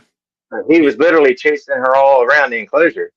We went from having like frost on the ground to me being like, I don't need to mow the lawn until like it's 70 degrees for 3 days in a row. And I'm like, I might have to mow the lawn. It's like, God damn it. Yeah. So it's, I don't know. Then it went down to the 30s this past weekend, and today it was fucking hot as hell. I'm like, what the hell's going on? Yeah, I left the house and I'm like, I should get a hoodie. No, wait, don't need it. Like it's never mind. The weather is screwy. But I noticed up here that I have to plan. I gotta plan like a month. I'm off by like a month of everybody else doing everything. I gotta be a month earlier, so I can bring them out a month earlier. It seems like, but I gotta have the ambient room temperatures to accommodate it because, dude, up here where I'm at, it's only warm for maybe 2 months. Yeah, and then the rest of it, and the temperatures. At the middle of the day, by the time it's 3 o'clock, it'll be at its warmest, and by 5 o'clock, it's already going back down. Right. So the temperature swing is crazy here. I remember we had to wait a while to ship to you because it was just cold forever. Yeah, and that's the other part of it is like, so in a little situation I'll throw out to you guys and get your opinion. I have a bunch of animals that are just now feeding to the point where I would list them for sale. It is also November. Why the fuck would I list them for sale? Because now I'm just going to have to sit there and be like, well, I guess we'll ship in 4 months. Or do I just kind of keep them off websites, things like that, and do more shows where it would be like, here they are, take them and leave? It's definitely harder where you're at. Like, I think it just also depends. Like, for me on the West Coast, it's worth listing because if somebody wants to buy it that's on the West Coast, you know, I'd ship anytime for the most part. Like, we're not really having problems. But, you know, when you're over there, if somebody buys it from you and their weather's good, it doesn't really matter if it's still frozen where you are. So, right. Yeah. Because then we run into those things where it's like we have 3 days during this 1 week where we can all ship like that, and then of course they all get stuck in Indianapolis or something like that. And also, the other part of the country has a storm and it's all shut down. Exactly, they don't bottleneck on you. Yeah. So do you? I've had some horror stories last year. Oh my god, dude! I had a rough scale python die in transit to me because it got trapped in Indianapolis for a week. That was terrible. I'm sorry to hear that. Terrible. It was bad. I felt bad. The breeder felt bad. Nobody was good. Luckily, the package was insured, but it was still like you never want that to happen. Nah. You know, I've had that happen a couple times where animals die in transit, not by fault of the person shipping it to me, but because something happened and it had to stay for several days in a facility or on a truck parked at a facility. And it was just no good. So I almost feel like I would list it, but then meet people at like something local here. But you know, that's what I would do. But there's always going to be that one person who's like, I'm in Maine and it's Christmas Eve. You can ship it to me. It's like, no. Can I come over and pick it out myself? Well, I actually had. Well, I don't know, man. If you think, you know, you could maybe put it in another insulated box, but I'd be like, look, dude, I'm not guaranteeing it. I can't, which it sucks. I mean, I had that happen. Listen to this shit. I had this guy, same exact thing. Christmas. He wanted them for fucking Christmas. Go to hell. Go to hell. Well, wait till you hear this shit, dude. Yeah. So I'm like, I don't know, man. I said, and last year was really weird because we had the warm week. Yeah. It was crazy. So I'm like looking, I keep checking the hub, keep checking. I'm like, all right, we got this window. It's going to be like 48, 50 degrees. I'm like, all right, we can do it. I'll do it. And it was like 2 weeks prior to Christmas. So I get the tag all up, talk to him, send it to him, make sure it's all correct. He's like, yep. I'm like, okay, this is Monday. I said, I'm going to be sending them tomorrow for Wednesday delivery. Okay. I fucking put them snakes in the mail. Text them. They're on their way. I don't hear from them. Okay. Later on that day, I still don't hear from them. If I don't hear from you after I've shipped the box, I am assuming everything is going correct, and I don't want to hear about it later. Like, if you've picked up the box and you don't text me immediately, and it's like 5 hours later, the animal's fine, because after that point, I don't care. Like, you need to tell me immediately. There's a holdover now. They're giving me some crap, so I try to contact the guy, and I'm like, there's a little bit of delay, but they're still going to get there. Da da da da da. Ghost, nothing. I'm talking $1,500 worth of garter snakes. I'm like, Jesus Christ. Don't hear from them. I'm like, I mean, the good thing is, where is this guy? At least they're hybrids, but yeah, like they can take a little bit more of a punch. But yeah. So I don't hear from them. The weekend goes. The whole weekend, they got there Wednesday. This is Friday. I still have not heard from this guy. Oh, man. So now they got to sit there all weekend. I'm like, who do I know? I call up Mike Easter from Scales and Pails in Ohio. Yeah. Hey, Mike, can you do me a favor and go to FedEx and pick up these snakes for me? They were sitting at the hub. Like, they were delayed. They were at the delivery hub. Oh, yes. Fuck this guy. Like, what's wrong with go get your He was in the hospital. He had liver. He was in the emergency room and got admitted and was in the hospital and was put under and in a coma for 5 days. Oh, geez. What a nightmare. Yeah. So I get the snakes picked up. Mike picks them up. He's like, yeah, they're all still alive. I'll hold on to them because I know who this guy is. He's a really good guy. Da da da da da. Long story short, I get a hold of the guy like a week and a half later. He calls me and tells me everything. I'm like, dude, where the hell have you been, Jesus man? Christ. He's like, trust me, I'd rather have been at FedEx. Yeah, oh my God. Yeah, I felt bad. I really did feel bad for him. And, I would feel bad too, because I was. And he's like, I am so thankful for you. Like, he gave me such a good review because you went so far above and beyond. Because they were going to send me the snakes back. FedEx was just going to send them back. Yeah. And I'm like, no, don't do that shit. No. Yeah. I got somebody coming to get them. Don't worry about it. And it all worked out. They all were alive and everything. But man, what a headache that was. Oh yeah, that's a nightmare. I had somebody up in Maine ask me to ship out a carpet python that would arrive at the FedEx facility on Christmas Eve, so that they could go get it and present it as a Christmas present. And I said no. And they're like, why? I'm like, because it's a ton of package shipment. You live in Maine. Your night temperature is like -2. Like, there are so many reasons for this. Like, if you wanted it, I would have shipped it last month and you could have held on to it. And then you present the kid with it. Like, we're not doing this. So, and they had other family members contact me to try to convince me to do it. And I'm like, no. If you want to wait after the first of the year, I can ship it to you. Give the kid a picture and I will ship it to you in January. Like, no. So that scared me so bad that I want to put in a contingency plan to anybody I sell to that I need a second contact number. Yeah. Because if something happens to you, I need to be able to contact somebody else to get these snakes. Like, that's been on my mind ever since that's happened. And I've only sent out a couple more snakes since then, and I got contact numbers from their wives, so just in case on that. It's such a rare occasion, but you're right. I mean, it's right you there. Don't think about that. I mean, there's a reason I don't ship to people's houses anymore.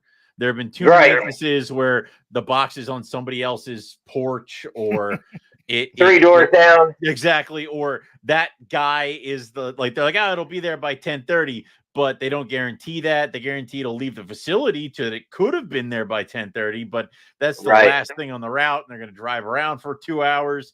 So every animal now, for me, is go straight to the FedEx hub. And I remember that being a thing that like blackhead breeders did. And it was like, oh, well, theirs are so fancy, it can only go to the hub. It's like, well, but now it's so much easier. Or there's certain breeders there were some breeders that only did Delta Dash.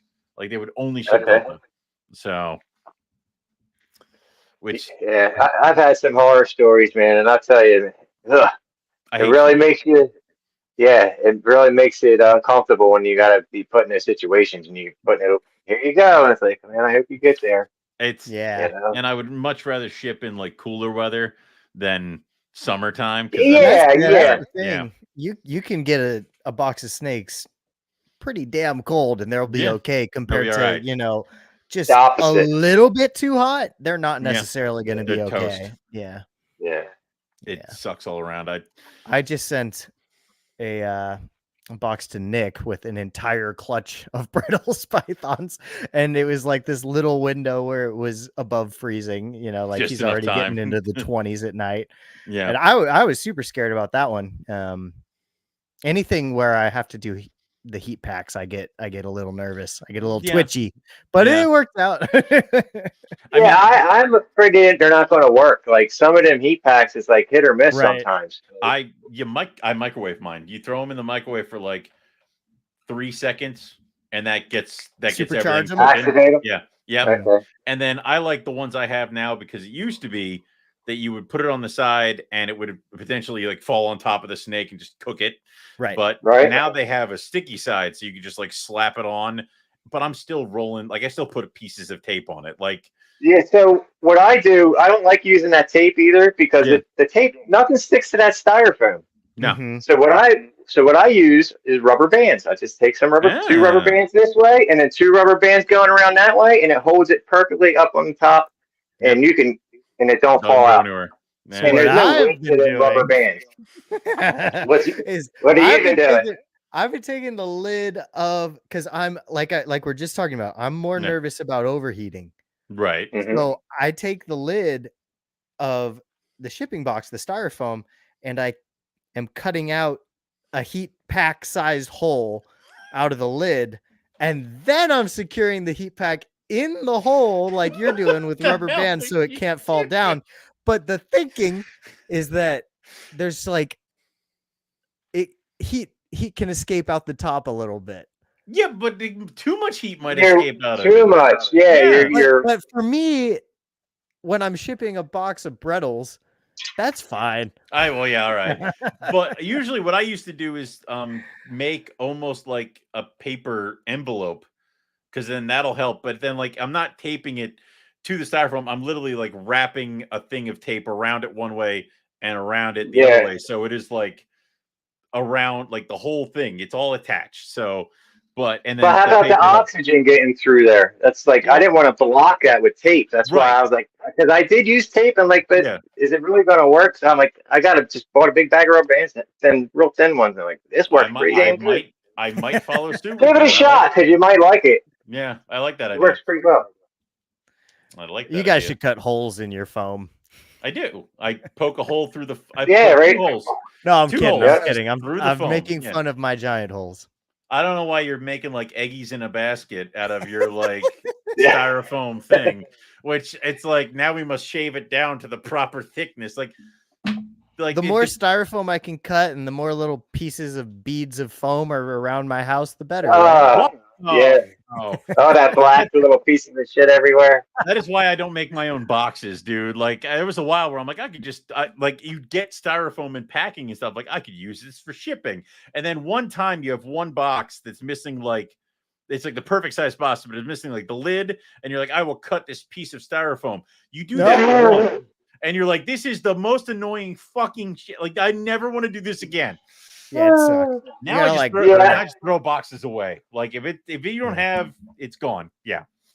My son, he did that to me, man. He robbed me. He went into my boxes, and he took one piece and took it and did something with it. I had no idea until I got down to my last box to put together, and I'm missing the lid. I'm like, geez. So I had to go buy that green board, like you said, and make a damn mess just for a freaking lid. Well, man. Like, you need is the hot wire, and I don't freaking have that. I'm not dealing with that. I bought one, Ed. I bought one. I bought one. Yeah. So like now you can make some cool backgrounds with it. Do something with that. Yeah. Justify it. Yeah. God.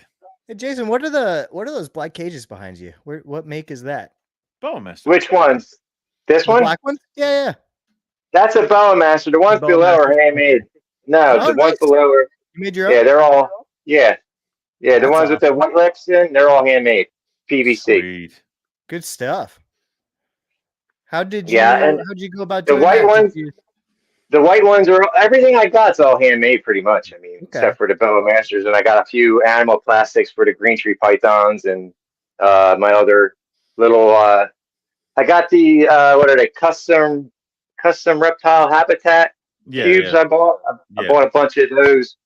I think they're like $99 or like 29-gallon cubes. I got them for my yearlings to grow up in. So good work. They look great. Yeah. Thanks. And then my racks, my daughter's she got a 4-tier rack here with a 40 or what are they? 66 quart, the under the bed tubs, the giant ones. Mm-hmm. Yeah, the Christmas tree tubs. Nice. They're a little bit smaller than that.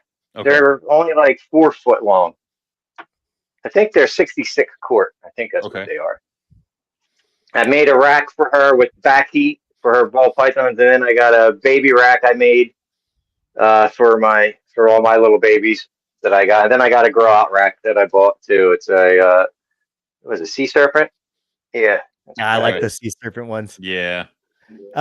Jones was asking how your pine snakes are doing. They're doing great. Mama's doing really good. She's about 4 pounds almost back up to her weight. Sweet. Cool. From and the male, he's 4 pounds also, and he's about 7 foot long. That's awesome. They're beastly. Yeah, he's a little bit longer than the female. How's your fertilization with them? Because I keep getting clutches of like 10, 12 eggs, and then I get like 2, 3 babies. Yeah. Me too. Really? Yeah. Interesting. Yeah, she gave me 10 eggs, and I had 4 hatch out of 10. Is that common? It's interesting that both of you are having that happen. I don't know. The past 2 years, that's what she's done. Same. I haven't had any. But it was her, she's a 2019, I think. So I put it off the first year. I just put it off as her maybe, not being fully mature. But then when I got 10 eggs this year and they didn't all go to distance, I was like, I think my female is older than yours, but I chalked it up to that. So I had tossed my albino male there to her. Actually, I'd put her to 2 boys, an albino and then a normal, and then babies hatched and I got albinos. So I'm like, well, shit. So I was not expecting her to be het albino. That's cool.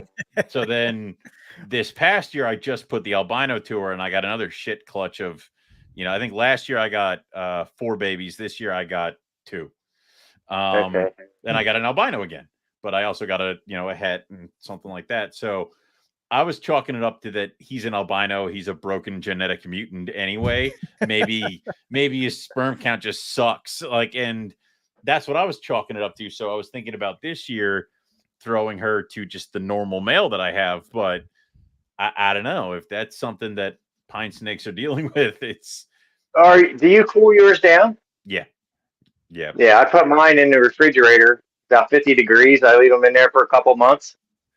And I pull them out, and they're active. I mean, as soon as I pull them out, they're on each other. Yeah, that's what I have to do is the corn snakes are going to get all paired up, so then that compresses them from like 4 bins to like 2.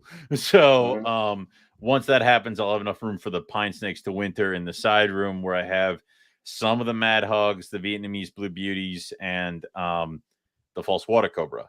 And then I have my other colubrids there. So they're going to move over there, and then they'll winter there. But then I also got to make room for my male blue beauty snake because he is maybe about half the size of the females, but he's old enough. So we're going to give him a try, and hopefully no one eats him. So it's all we're hoping for.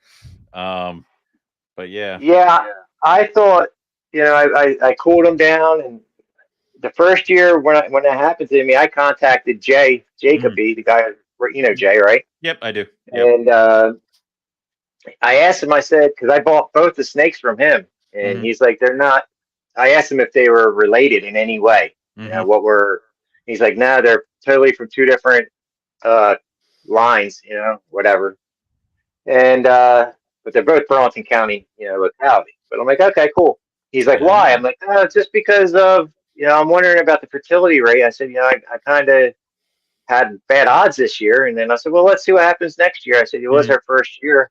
And then same damn thing happened again. So maybe it's just a fine. Now you're asking me that. Maybe it's just. Well, you want to know, what's even worse is that mine are allegedly Burlington County. Really? Yeah. Now my albino male is God knows what, but my other ones are allegedly Burlington County. I have no proof, so I don't really kind of broadcast that because I don't want to knock somebody who actually knows. But yeah. The last pine snake I caught. The last pine snake I caught was underneath that bridge. Yes. Oh no. Eggbound. Oh, you lost your first. He's back. Yeah, she was eggbound, and I wonder if what the fertility rate is out there, because we've been out there and I haven't seen any pine snakes at all. Like the last couple of years out there. It glitched a little bit. Were you saying you just found one in that county and the one you found was egg-bound? Yes. Yeah, yes. Crazy. It was underneath a railway bridge that we went kind of and checked out when we were herping down in Jersey with the curtain and everybody else like that. So what Jim lived in Burlington County for a while, so I think maybe he might have had something to do with this. So I will question him later. Yeah, it's all Jim's fault. I don't know how he did it, but he made the snakes. He messed up Burlington County pine snakes somehow. So we'll see what happens. So I'm going to give her this year off. Like I said, I'm not going to. The way the economy is and everything, it's just. And I don't think anybody's really having a lot of luck selling anything. I couldn't hold on to the damn Womas, but everything else has been slow. Right. Like, so I had a really good Hamburg, but it was like, here I'm sitting here thinking like, all right, well, the false water cobra and the weird collier birds are going to go flying. I sold one false water cobra. Everything else was carpets. I'm like, the hell is this? Like, it was, wait a minute. But it was like, a jungle from last year, this from last year, this from 2 years ago. It's like, okay, so it's the grow up stuff. And there was a lot of inquiries about the little things, but nobody wanted to pull a trigger on a rhino rat snake or a white lip or an olive. So it's almost like snakes will sell, but if it's over a certain dollar amount, it's going to take a while for it to go. I don't care if it's a rhino or a white lip. If it's over a certain somebody's got to be wanting it, Yeah, exactly. Yeah, I really like those black pine snakes. Do you guys have any interest in those? I did. I just didn't want to dip into. There is some legality around them when it comes to certain places, state lines. Yeah. And I was offered a pair of het pieds, which is cool. But then it's like, well, I really just like a black pine snake. I don't care if it's got white on it. Like, totally. It would just, but I don't know. I was looking into it, and a lot of times people were trying to sell you a black pine snake, and you could see part of the pattern. It's like trying to get a Mexican black king snake. Mm-hmm. Oh, it'll turn black as it grows. No, it's black when it's born, or it's not black. Like that's the case. Yeah, I have no experience with them, Lucas. So I grew up in the Pine Barrens my whole childhood, my whole life, so that's why I gravitated toward them. And when I found they were Burlington County, I was just like over in for them, Like, that's awesome. I don't even give a shit if they don't breed. I just want them, because I couldn't keep them there in New Jersey. Yeah. But once I moved to Pennsylvania, it was on like Donkey Kong. It's fun going from a state where it's all restricted to the Wild West that is Pennsylvania, where like you want an alligator, fucking have an alligator. Like, yes. You're right. Yeah. Sugar glider. No, you can't have those. No, can't have those. Can't have those. Those and hedgehogs. How dare you? One thing. Of course, I'm sitting here going like, how many Gila monsters can I put in Mort's indoor enclosure when he's out? Probably a few. I could, and don't worry, that those gears have been spinning. I just need to. I need the opportunity. So. Yeah. Jump on that train. Is there anything else you're going to be looking to add besides pairing up the Brettles and his white lip? The white lip. Yeah, I think I'm just gonna hold off on what I have. I just want to start producing some green tree pythons. That's what I really want to focus on in my IJs. That I really want to produce a Xanic granite too. That's the holy grail. I want one. I mean, there's something to kind of be said about like this is the next thing, and I'm gonna kind of just zero in on that until I can get that rolling in the right direction, because you don't want to just keep throwing projects at yourself. That's what I did. I had so much stuff juggling going on, and then what I was really wanting to focus on kind of went to the side a little bit, and then where's she at right here? This girl right here, she is wow. She looks like she's an Xanic already. Yeah. She just doesn't have the silver eyes. But she's a pain in the ass to eat. She went off food on me so many different times, and she just hasn't grown. Like I love it. Of course. But she is gorgeous. She is. It's a beautiful snake. Something about granites. I don't know why, but out of all the craziness that is Papuan carpets, and of course I'll never admit this, and he's not here. Out of all the stuff is like I always gravitated towards a really, really nice pair of granites. And when I was producing when Jason was producing those granites with me, I didn't keep any, but I wanted to like several times, and I've regretted that. Right. So now I have the pair of hets that I'm raising up that I really want to kind of get that back into the swing of things. And I also want to cross that off and be done with it, God damn it. And then we have the Papuans and we're finished. So come here, buddy. Man. That's the other one. Show and tell time. Yeah, I like it. How many can you get out at once? All of them. So I know it's hard to see, but this one came from Roy Stewart. It's okay. Tierra. It's Mutton and Leary. But if you look at these two snakes, I mean, the color palette, I guess you can't really tell. Yeah. I can tell. He is so much darker than what she is. That Xanic gene is crazy. I think it's like a hypo gene, how it works. Like it's. And so he's a normal granite IJ. Yep. He's normal granite. And she's het Xanic. She's het Xanic. Okay. Yeah. It's so weird that it spreads it all out like that. Yeah, that's what I'm saying. She looks Xanic. Yeah. I don't know. He's interested in her now. Just twist them together yourself, and then they'll breed. Yeah. Just tie them in a knot and call it done. Yeah. There we go. They don't want to sit down now. They're all tangled up. Gonna let them do their thing. Here we go. That's cool. Those are awesome. I like that. But yeah, that's what I'm looking forward to. I've been waiting a long time for her to get the size, man, and she just been taking her sweet time. Yeah. I have a het granite female from Nick to go with this granite right here. So that's what I'm going to pair this year, these two up. So hopefully we'll have some granite babies this year coming. That's cool. Yeah. There we go. I like that idea. That's fun. I'm also trying Papuans for the first time for me this year.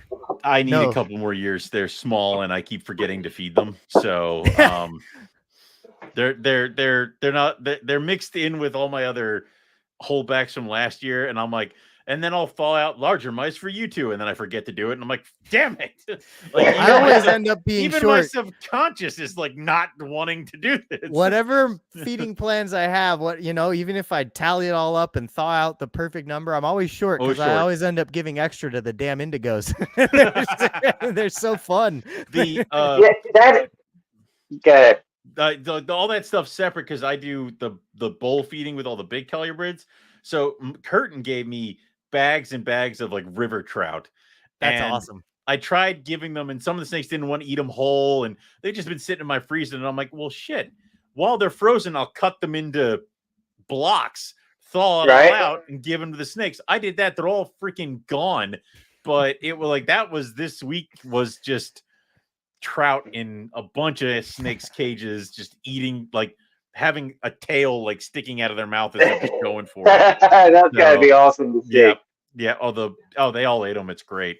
So I got a question for you guys. Yeah. This Xanax girl, okay. One of the problems I had, and I know what it was, is that she's always been in a tub. Okay, so when she got to 2 years old, I like all my snakes in closures. That's how I am. I hate racks. I fucking hate them. But the only snakes I have in there is her and another IJ, pet granite female. Every time I put them into an enclosure, even if it's a smaller enclosure, they go off food. They stop eating. She just refuses it. Have you guys ever experienced that with any of your snakes? Yes, definitely. Drives me nuts. With Timor pythons. So really? Right. I got my pair of Timor pythons from Rob. And Rob got them because he got them he was raising them up in 41 quarts.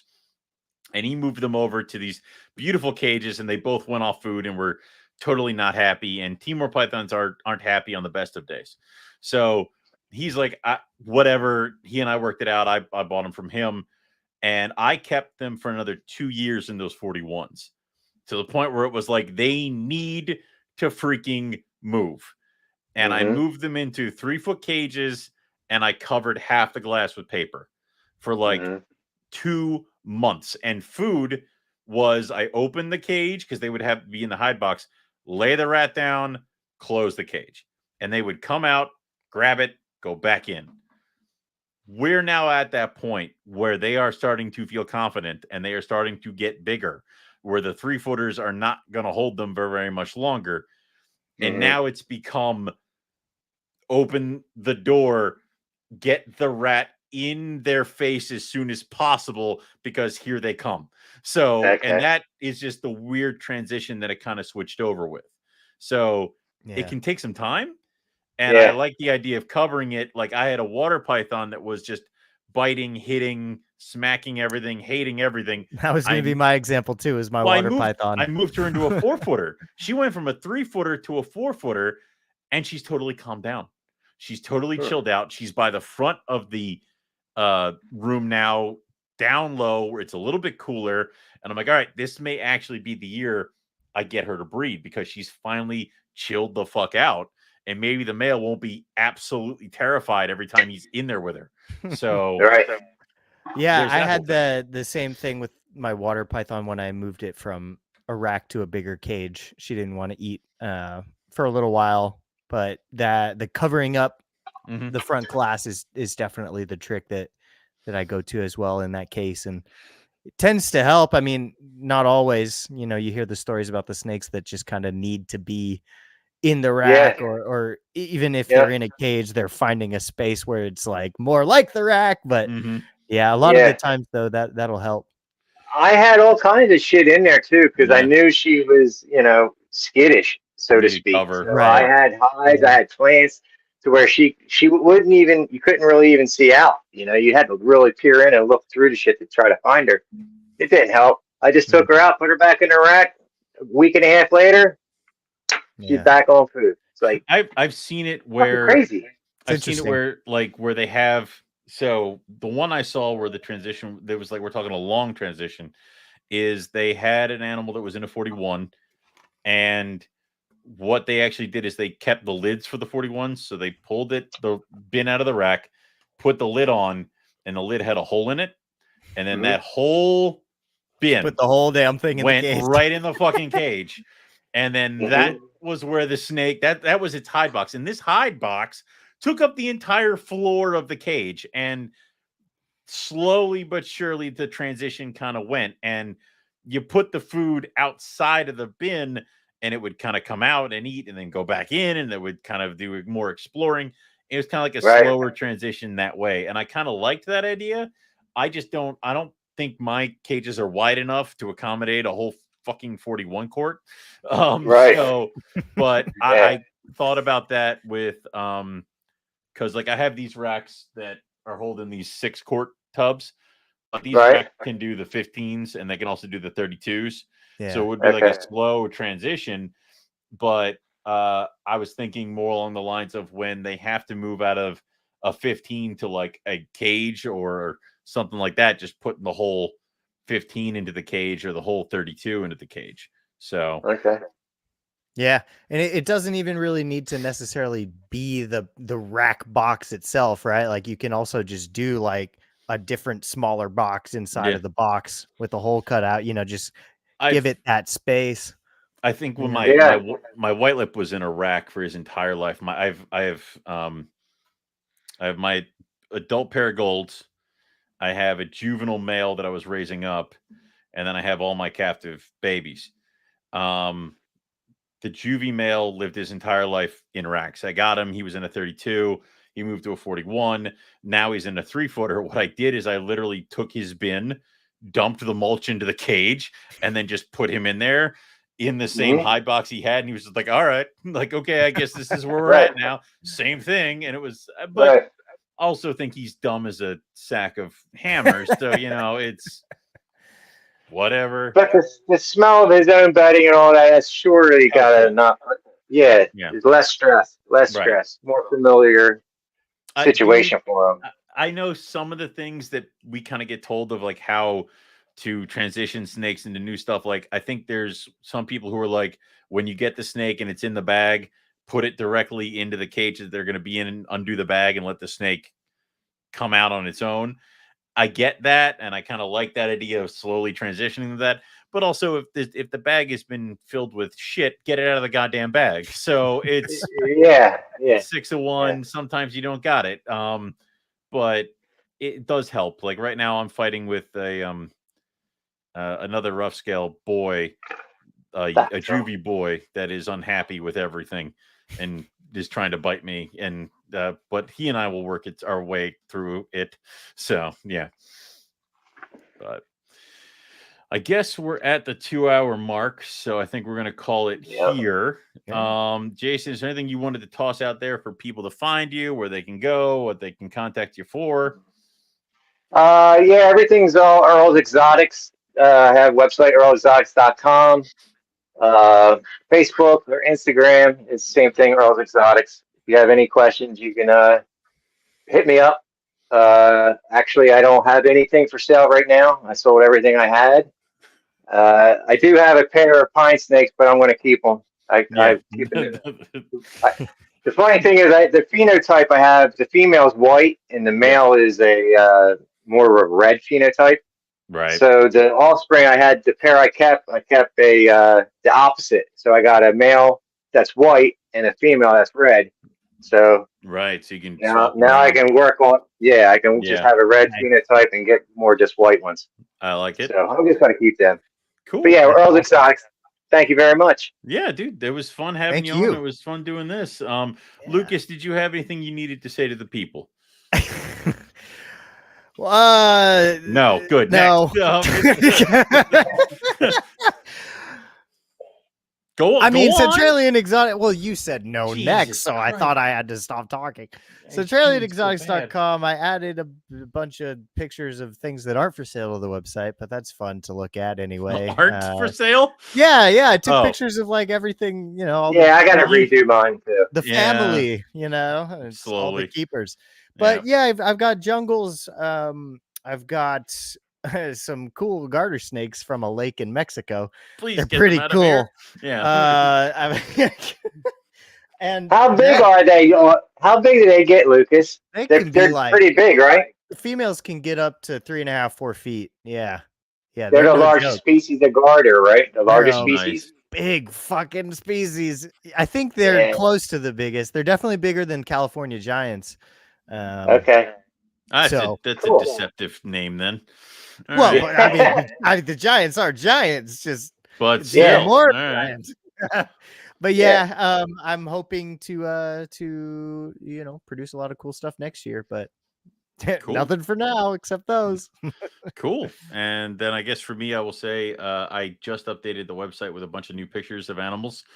And then I will be adding clutches of Chinese king rats, rhino rat snakes, and the bread lie up probably the end of this weekend. And I will be at the Oaks Reptile Show. So if you are in the Pennsylvania area on Saturday, want to come check out the animals that I will have, I will be there. And I'm bringing Francis with me. So other buddy's going to help run the table. Nice. And this Saturday? This Saturday. Yep. Okay, cool. Yeah. Maybe we'll take a ride down. I was sitting there. I'm like, I don't know if I should do it. And then my wife is like, there's so many babies. I'm like, okay, yeah, I guess. Yeah, all right. You got to do it. Sense. Yeah. So, that's it. That's all we have for everybody tonight. Like I said, hopefully we'll be back to the regularly scheduled programming with the Podfather, and we'll get all that adjusted. Stay tuned for the next couple shows because Eric and I got to meet up and try to figure all that out. It might be it might be guest host time, but we'll see how it rolls.